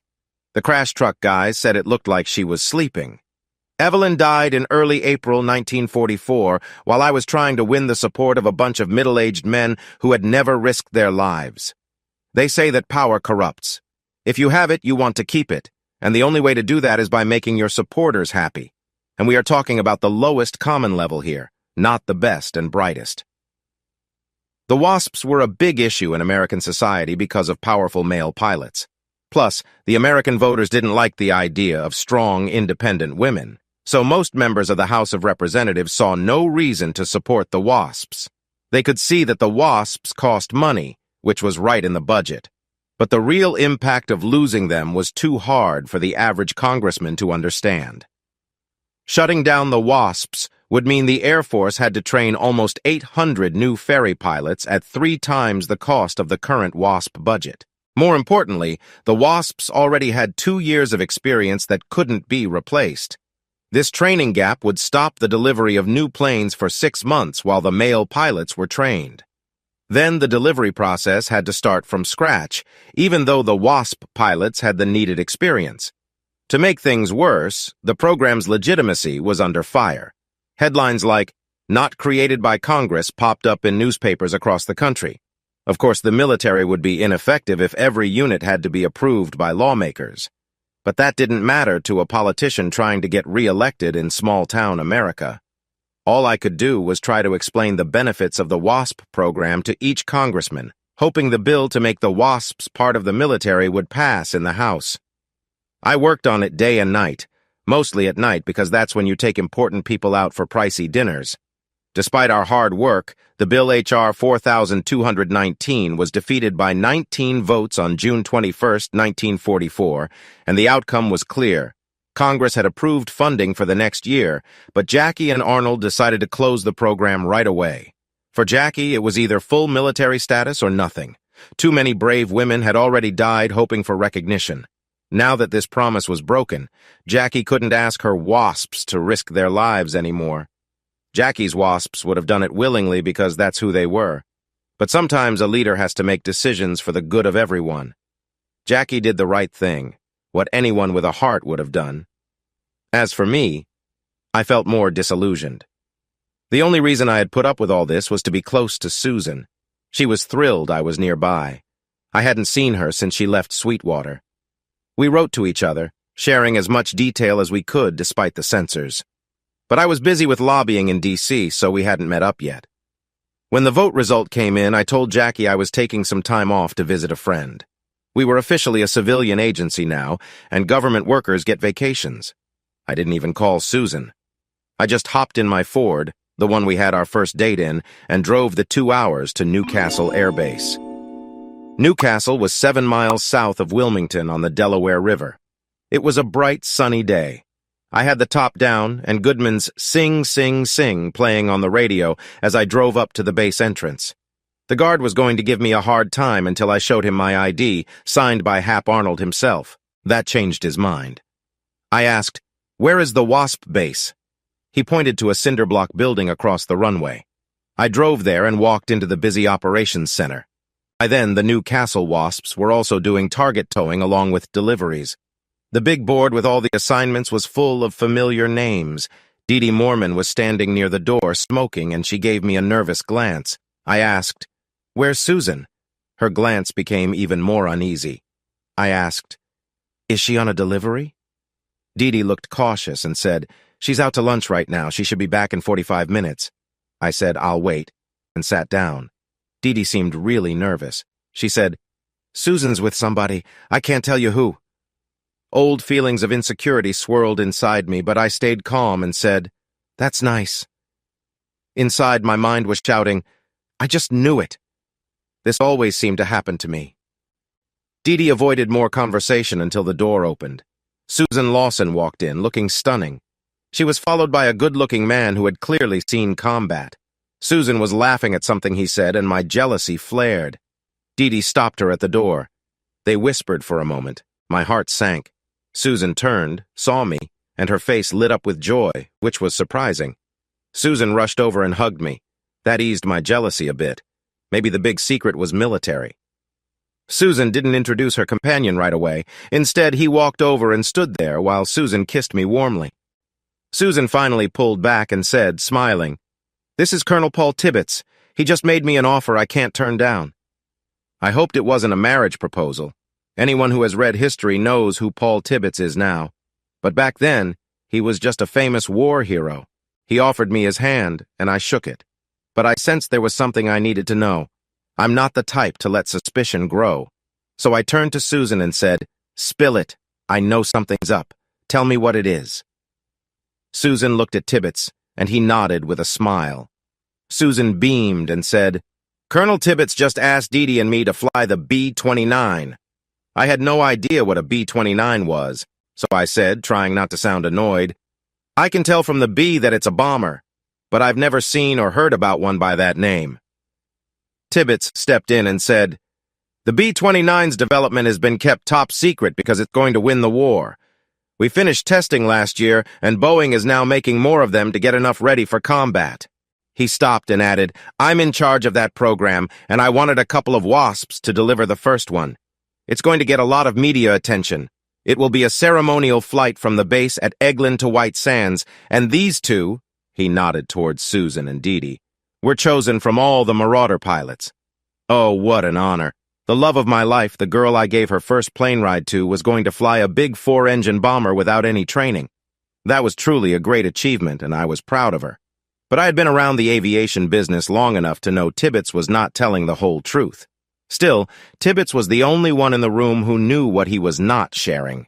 The part that Tibbets didn't tell us was that Several factors, including the B-29's advanced design, tough performance needs, and the huge push to get it into use, had created a plane no sane pilot wanted to fly.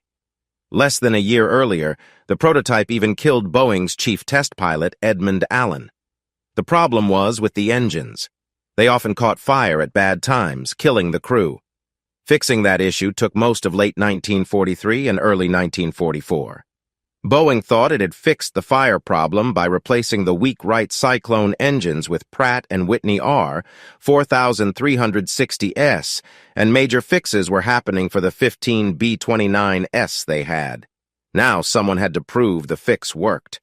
That's what Tibbets had in mind for Susan and Dee Dee. It was a cold and cynical move.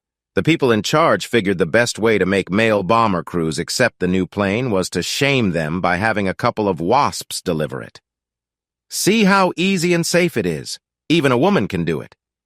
You get the idea. Of course, not telling the women that the plane had a long record of deadly crashes, Allen's plane had even damaged part of Seattle, might be a bit heartless. But I guessed Susan would have volunteered anyway. It would have been over my dead body.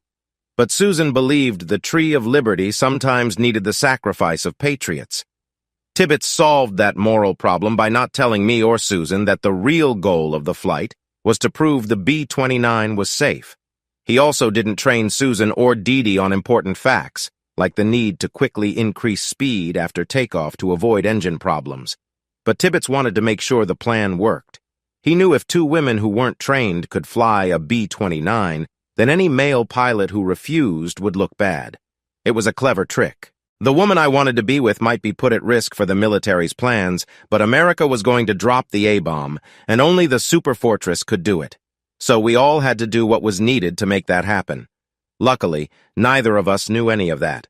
Susan thought it was a special delivery flight, and I was so focused on our relationship that I wasn't thinking about anything else. I knew the WASP program would end soon, and Susan wasn't a trainee anymore. So our relationship wasn't against the rules. More importantly, Jackie approved of us being together, so it was time to talk about our future. The B-29 delivery was set for 3 weeks from that day, and Susan didn't need to be at Eglin until the following week. I had told Jackie I wasn't coming back until Monday, and the June weather was great, so I booked us a weekend room at the inn at Montchanin, a historic hotel 10 miles northwest of the base. The Montchanin is kept up by A.I. Dupont de Nemours and Company, known to most people as just DuPont. Needless to say, there's money around. So the place had everything I wanted, luxurious, quiet, and private.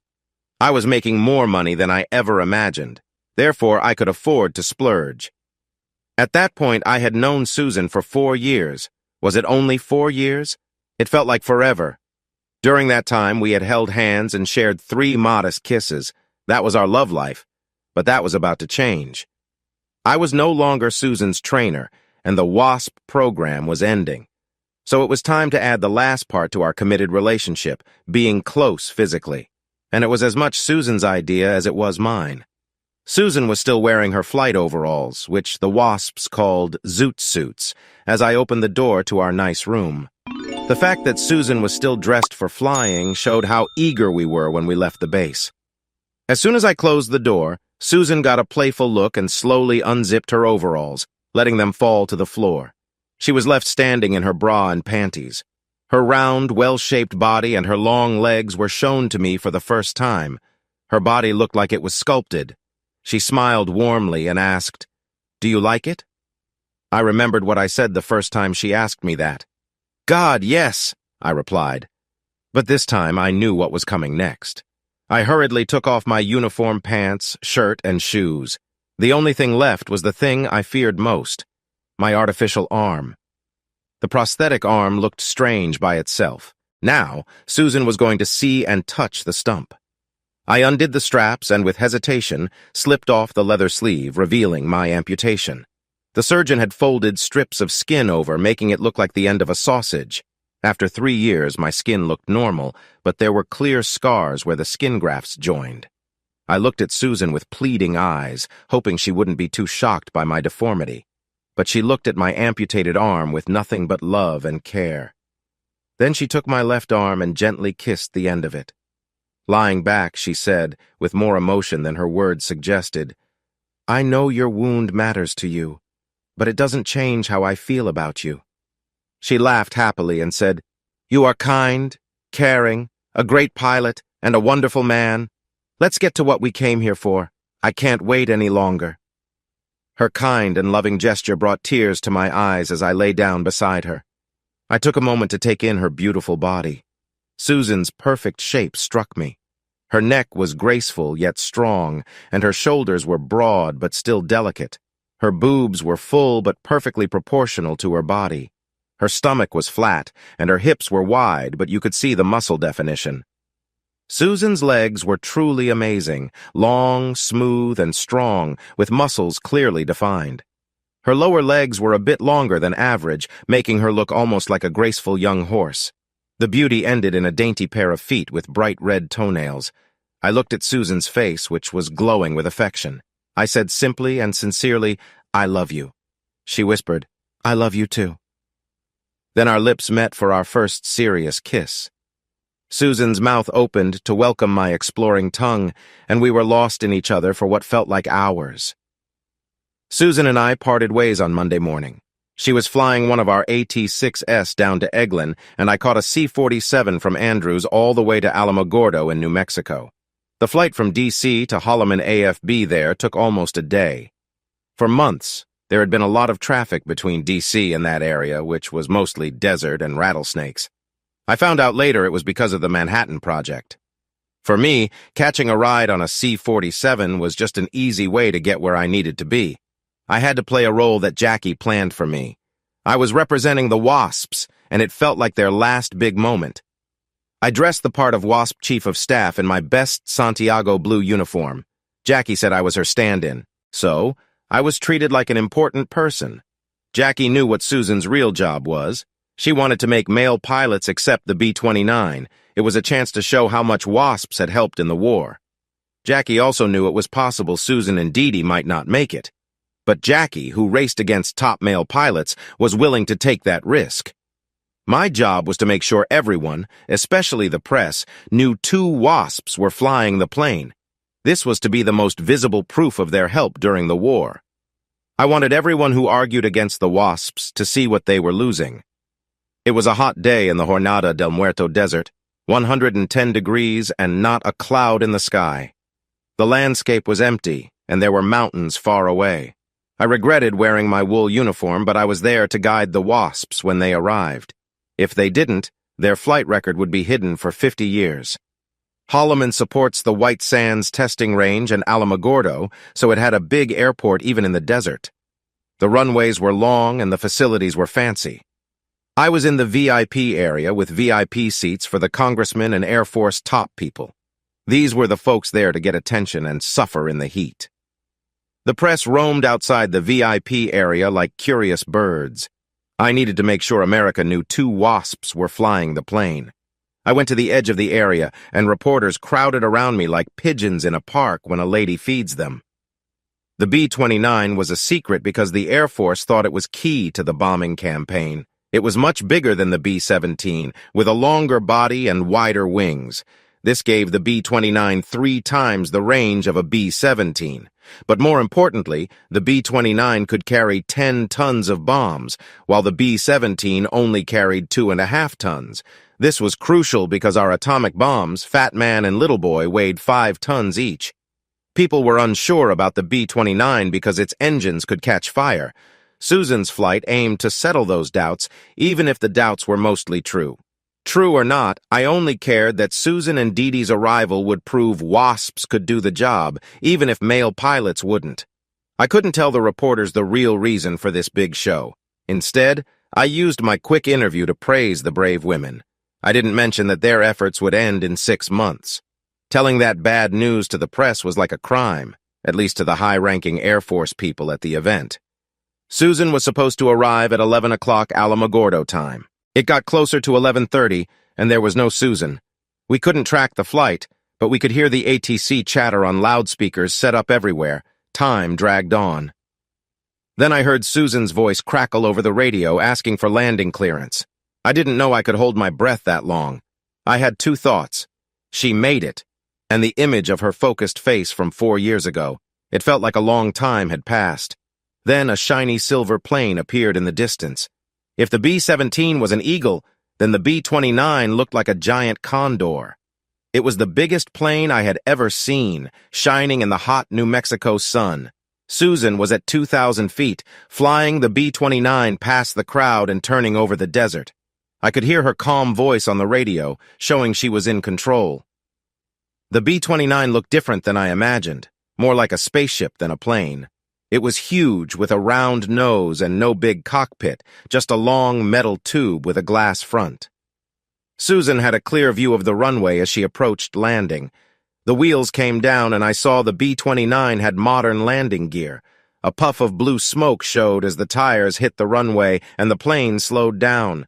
I saw the big Fifanella art on the nose, showing the wasps had arrived. I could see Susan and Dee Dee in the glass cockpit as they parked. They were professionals, not celebrating but treating it like a normal day at work. The wasps had done what no one else would do, and it was time for them to get the recognition they deserved. The 10 men in the crew, mostly enlisted guys, got out of the plane first using different exits. The 2 wasps were the stars, so they came out last to loud cheers from the crowd of important people and reporters. Army PR had them stand in front of the plane, Fifanella, for photos. It was a humbling moment. 8 big men with 2 small women in the middle. One of them the love of my life. An Air Force PR guy tried to take the 2 wasps to meet the officers. That's when I stepped in. I said, "Get lost, buddy. This is a wasp operation, not yours." Susan looked surprised and said, "I didn't know you would be here." We didn't hug or kiss. We both stayed professional. I said with a smile, "I was on your first flight. Do you think I'd miss your big moment?"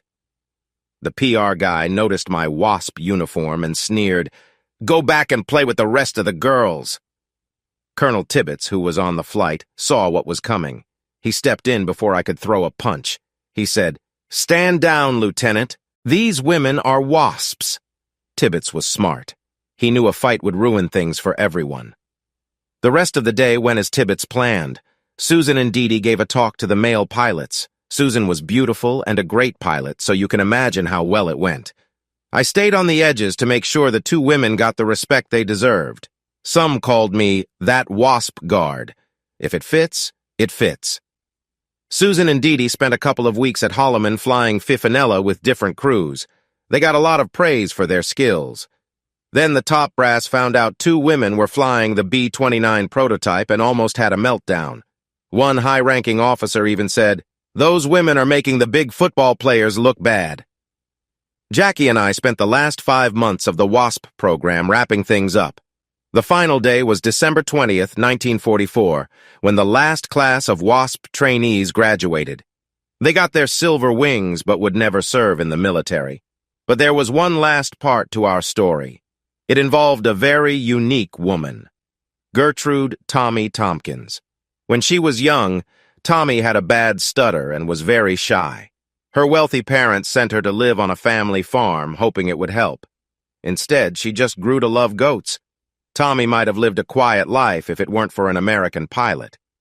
By her mid-20s, Tommy was beautiful, slim, and dark-haired. Even with her stutter, a pilot swept her off her feet. But he died flying with the RAF in Europe, and Tommy joined the Wasps.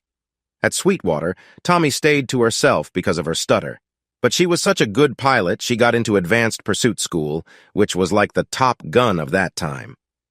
She learned to fly the P-38 Lightning and the P-51 Mustang. Amazingly, after her first P-51 flight, Tommy's stutter disappeared. Maybe she gained the confidence from flying America's best fighter plane.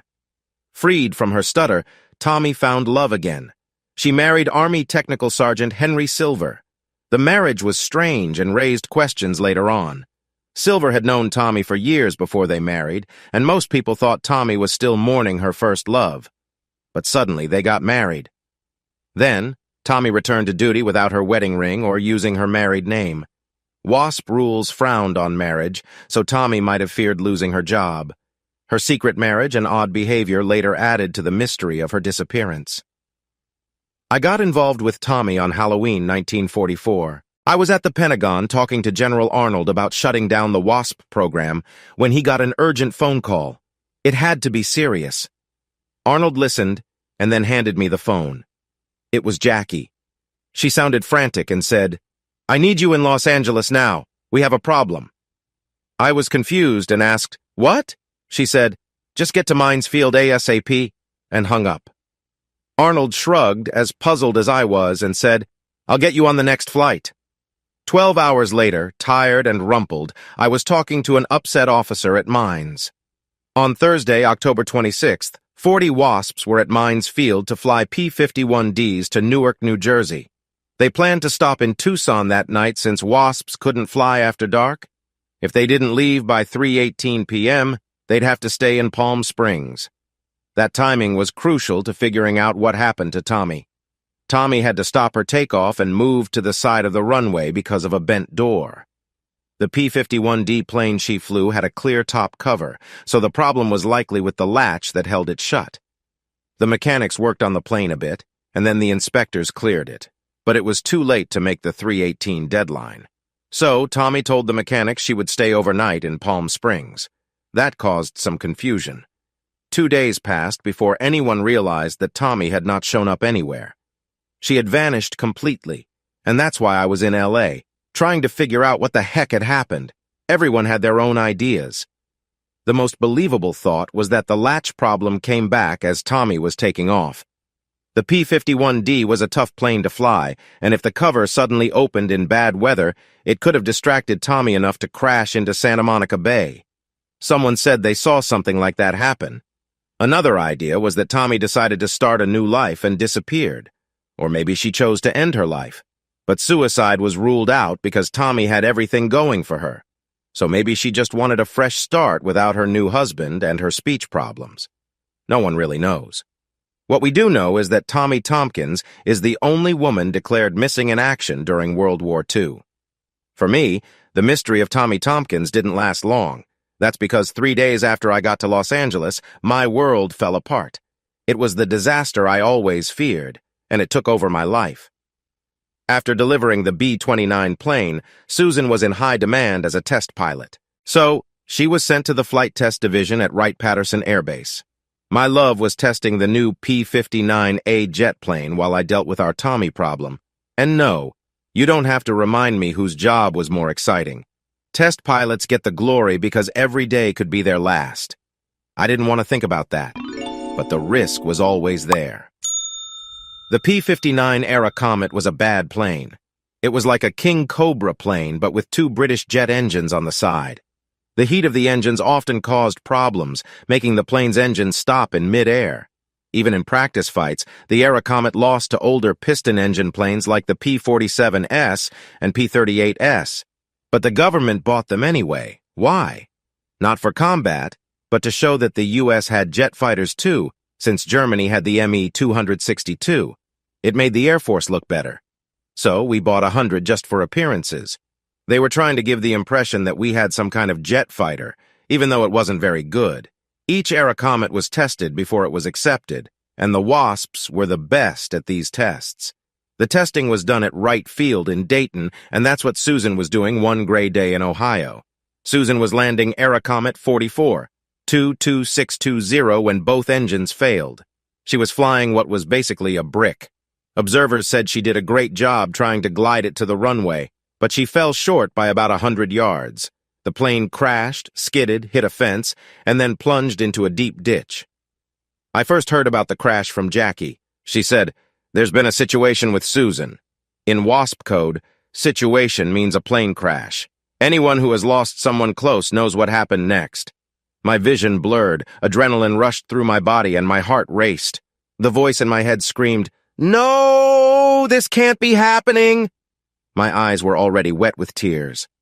Jackie waited. She had been through this many times. She finally said, "I've arranged for Flo Watson to fly you to Wright-Pat. She's at Mines on a delivery and is waiting for you at the North American hangar." That was Jackie being kind. She knew how I felt about Susan, and the WASPs were delivering the 2-seater version of the P-51D, so I could ride to Dayton. Susan survived the crash but was in very bad shape. Her life was hanging by a thread. I got to the hospital after a record-fast flight. Florine flew fast because she saw how much pain I was in. When I got to the nurse's station, I must have looked like I had escaped from a mental ward.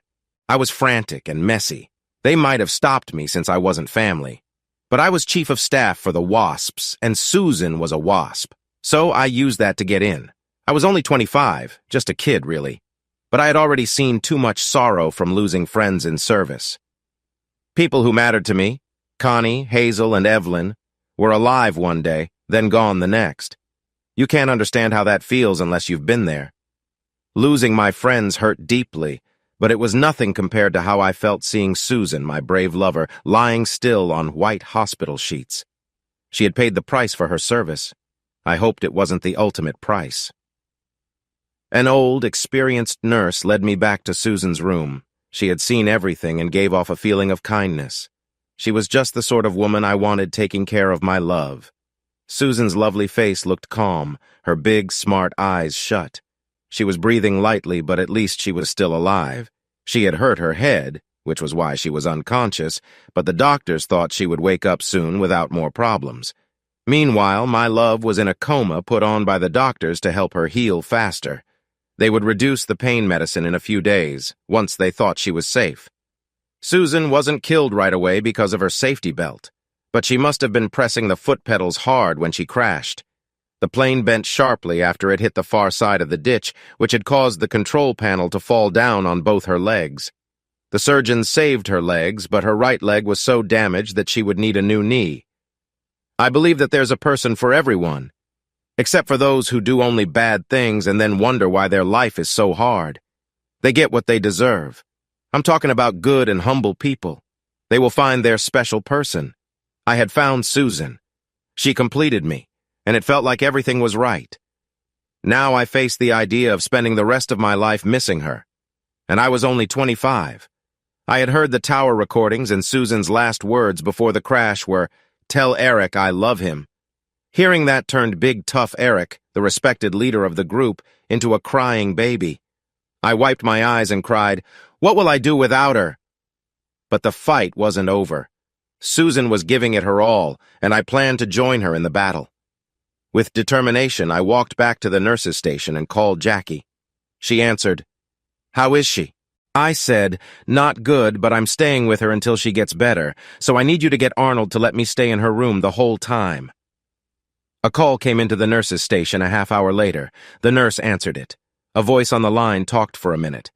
The nurse kept saying, amazed, "Certainly General Arnold, and of course General Arnold." Then she hung up and asked me, "Do you need a pillow?"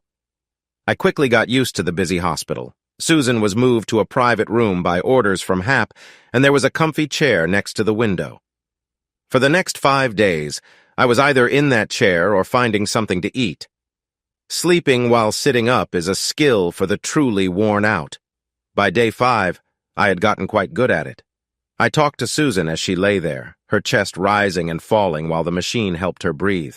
I hoped my talking might bring her back to me like a pilot follows a signal to land. I read her happy stories by Thurber and Runyon.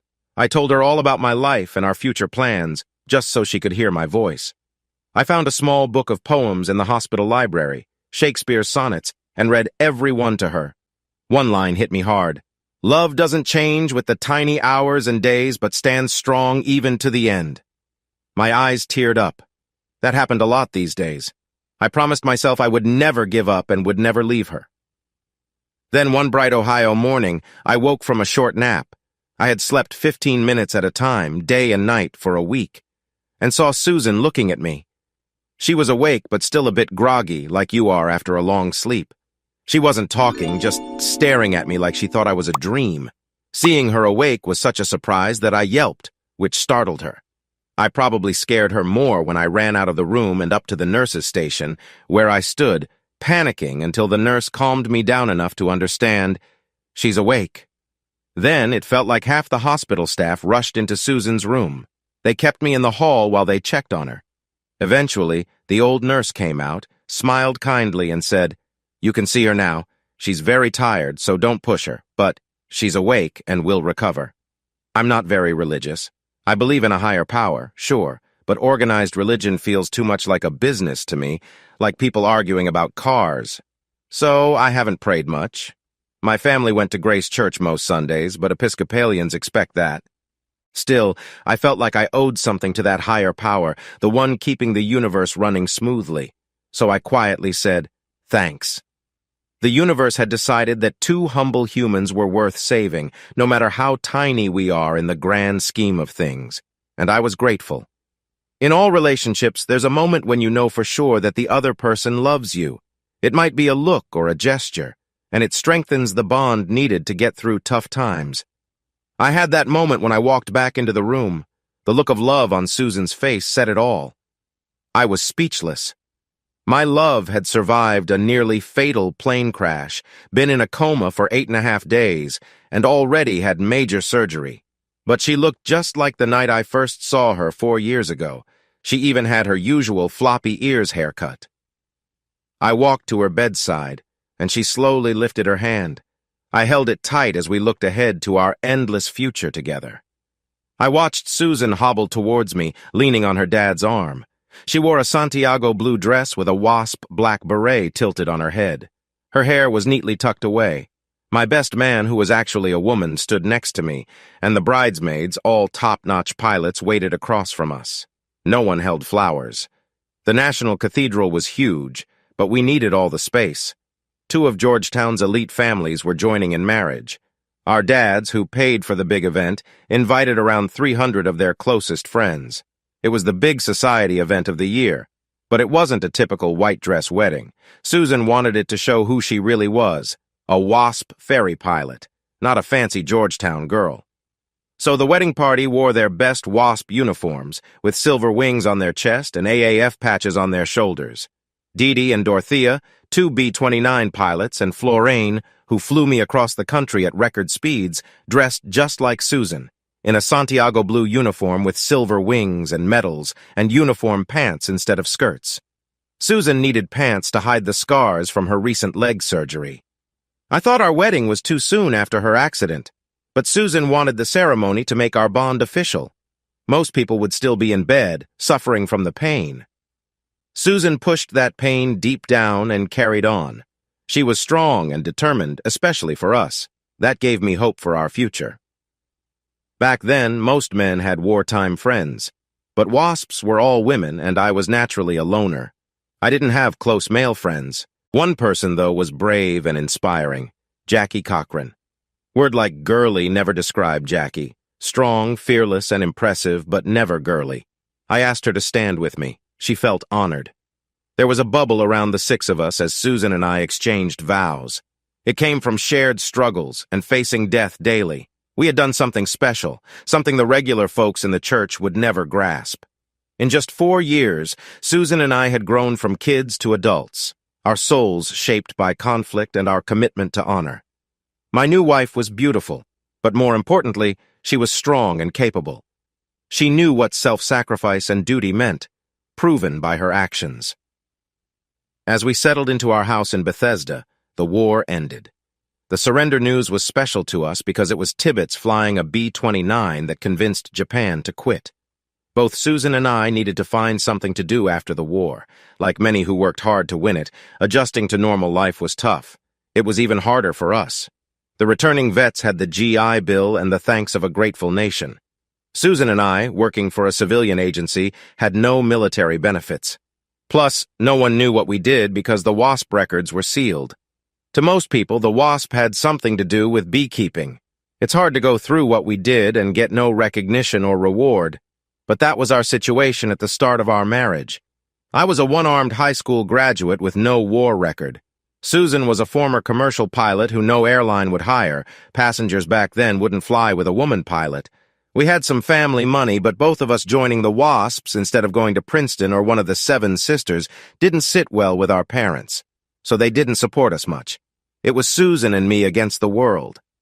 I finally found a job that needed no education or experience. I took it because I had no other choice.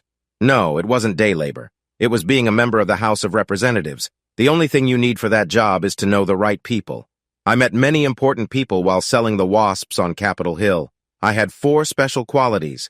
I was from the generation that just saved the world. I was one of the first wounded in the war. I was an accomplished pilot, and thanks to Jackie Cochran, I had strong backing from Hap Arnold and the AAF. So the local election parties courted me intensely. Both sides wanted me. I worked with Sam Rayburn, the Democratic speaker, who seemed like a professional, good old boy.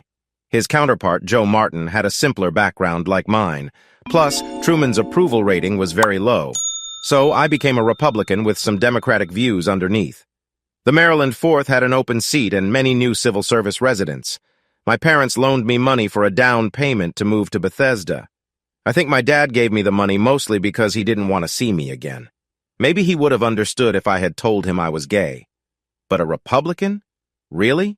The 1946 midterm elections were tough because President Roosevelt was dead, and the Democrats couldn't agree on a new leader, so I won by a large margin. It was easy because the timing was right. Susan was a big help during the campaign. She was not only beautiful but also a female pilot. The media loved her pretty face and brave attitude. So here I was, a 25-year-old pilot with one arm, now working in the U.S. House of Representatives. I was lucky to have a good team of staff, but I quickly got rid of the ones who weren't good workers. Running a WASP training program teaches you how to find the good workers and get rid of the bad ones. I stayed in the same office in the Longworth building for the next 60 years. I eventually became the chair of House Armed Services, not because I was smart, but because I was there for a long time.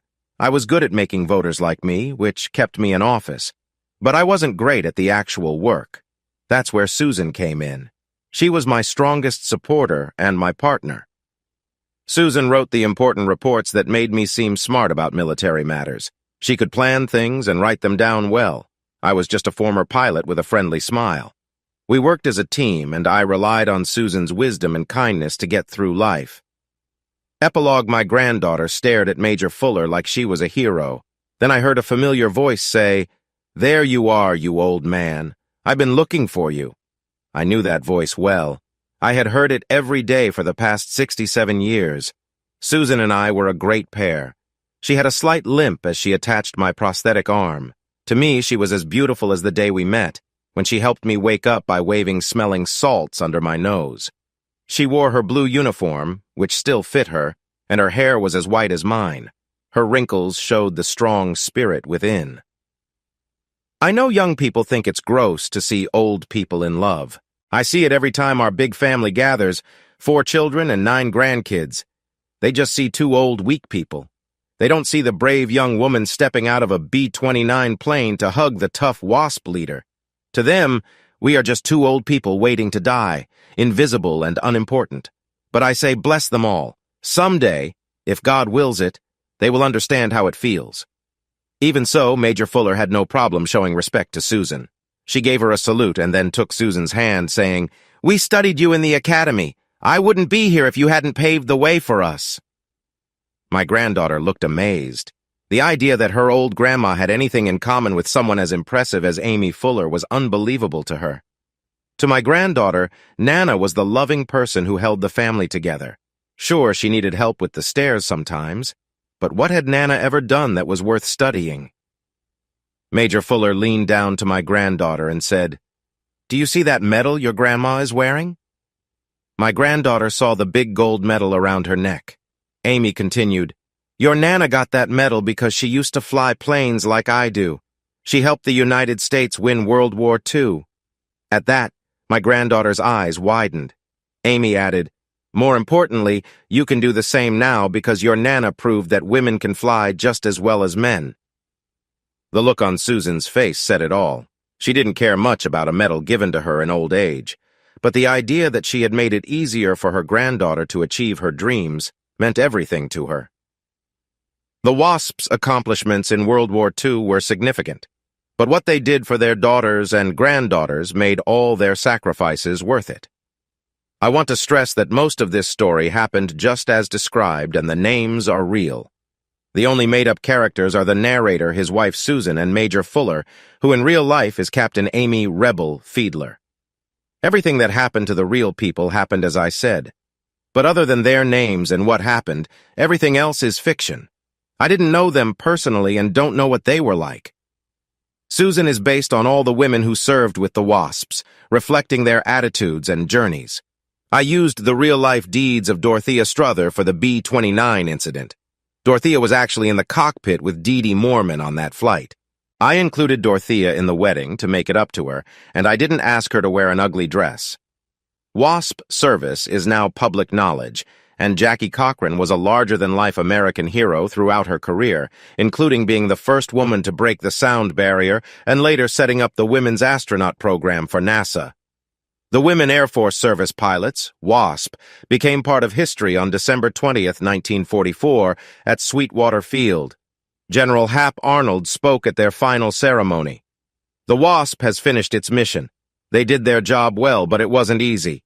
38 WASPs died helping our country win the war. The Air Forces will always remember their service and sacrifice. We in the Army Air Forces are proud of you. We will always owe you a lot. But honestly, this wasn't true. Back then, no one wanted women pilots. For example, one WASP went to Northwest Airlines with her flying qualifications. She had a rare seaplane pilot's rating and a commercial rating. She had over 1,000 hours of flying time when most new male pilots had less than 400. Northwest was so impressed that they offered her a job as a stewardess. Society's rejection hurt these brave women. One WASP said, "I wanted so badly to keep flying, it kind of broke my heart, but that's okay because that was just how it was. Nobody even knew we existed. I kept my uniform, my pictures, my books. I told my kids, when I die, put them in my coffin." In some ways, this was the WASP's own doing. These capable women went back to normal life without complaining. They got no college benefits like other World War II veterans. They lived as regular wives and mothers. Also, the records of the WASP program were hidden for 35 years, so their contributions were little known. You don't need to tell me either. Other women's service branches had their deeds recorded publicly. It almost seems like someone wanted the WASP's story hidden because of how poorly they were treated. It took another mistake by the military to finally give the WASPs the credit they deserved. In 1971, the Air Force announced that, for the first time, women could be military pilots. This finally allowed the WASPs to tell their story. The WASPs could now talk about their flights and the dangers they faced. The American press loved it. Anyone fair and smart could see that the WASPs deserved recognition and military benefits. But it was the 1970s now, not the 1950s. Senator Barry Goldwater, himself a ferry pilot during World War II, was the main supporter for the WASPs. I mentioned him because the coincidence was too interesting. He wasn't involved in Cornelia Fort's death, but he knew sometimes you need to play tough to do the right thing. He introduced a bill in the Senate for military recognition of the WASPs and said he would attach a WASP amendment to every bill until it passed. Even though many opposed Goldwater's bill, the VA, American Legion, VFW, and even President Jimmy Carter, Congress finally did the right thing. They said the WASP service was active duty and gave honorable discharge certificates to all former WASPs. It might have been 37 years late, but at least it fixed a great wrong. Finally, in 2010, the WASPs were given the Congressional Gold Medal. Since this was nearly 70 years later, many medals were accepted by the pilots' adult children. I wonder what these people thought when they saw pictures of their moms as young, lively women smiling from airplanes. These women broke new ground. Winning in Congress meant that a few days after the law passed, General Hap Arnold's son, who also fought for the WASPs, could proudly tell a former WASP that she could put the American flag on her colleague's grave to celebrate the 4th of July. The fact is, many brave women in other services died during World War II. But the WASPs were the only group to have active service deaths. They lost 38 members in action and one was missing. They continued to serve without reward or recognition because they believed in America and what it stood for. And that, in my view, defines commitment, duty, and honor. Our freedom as Americans is backed by the courage of those who serve, and no group was braver or more dedicated than the World War II WASPs. For those interested, the National WASP WWII Museum is at Sweetwater Field. It opened on May 28, 2005, the 62nd anniversary of the first WASP graduating class. For the complete WASP history, visit the Smithsonian's Udvar-Hazy Center. The heroism and selflessness you see there will impress and move you. And if you want to see how far we've come since the WASPs started opening doors, Search for the YouTube video of 2nd Lieutenant Madison Marsh, Viper pilot and the current Miss America. Daniel Tiberius Iverson, Ann Arbor, Michigan, July 2024. Hey audience, if you liked this video and want to keep up with more thrilling stories, make sure to subscribe to Prince Cheating Tales and hit the notification bell. You don't want to miss out on our upcoming adventures. Thanks for watching, and we'll see you in the next wonderful story.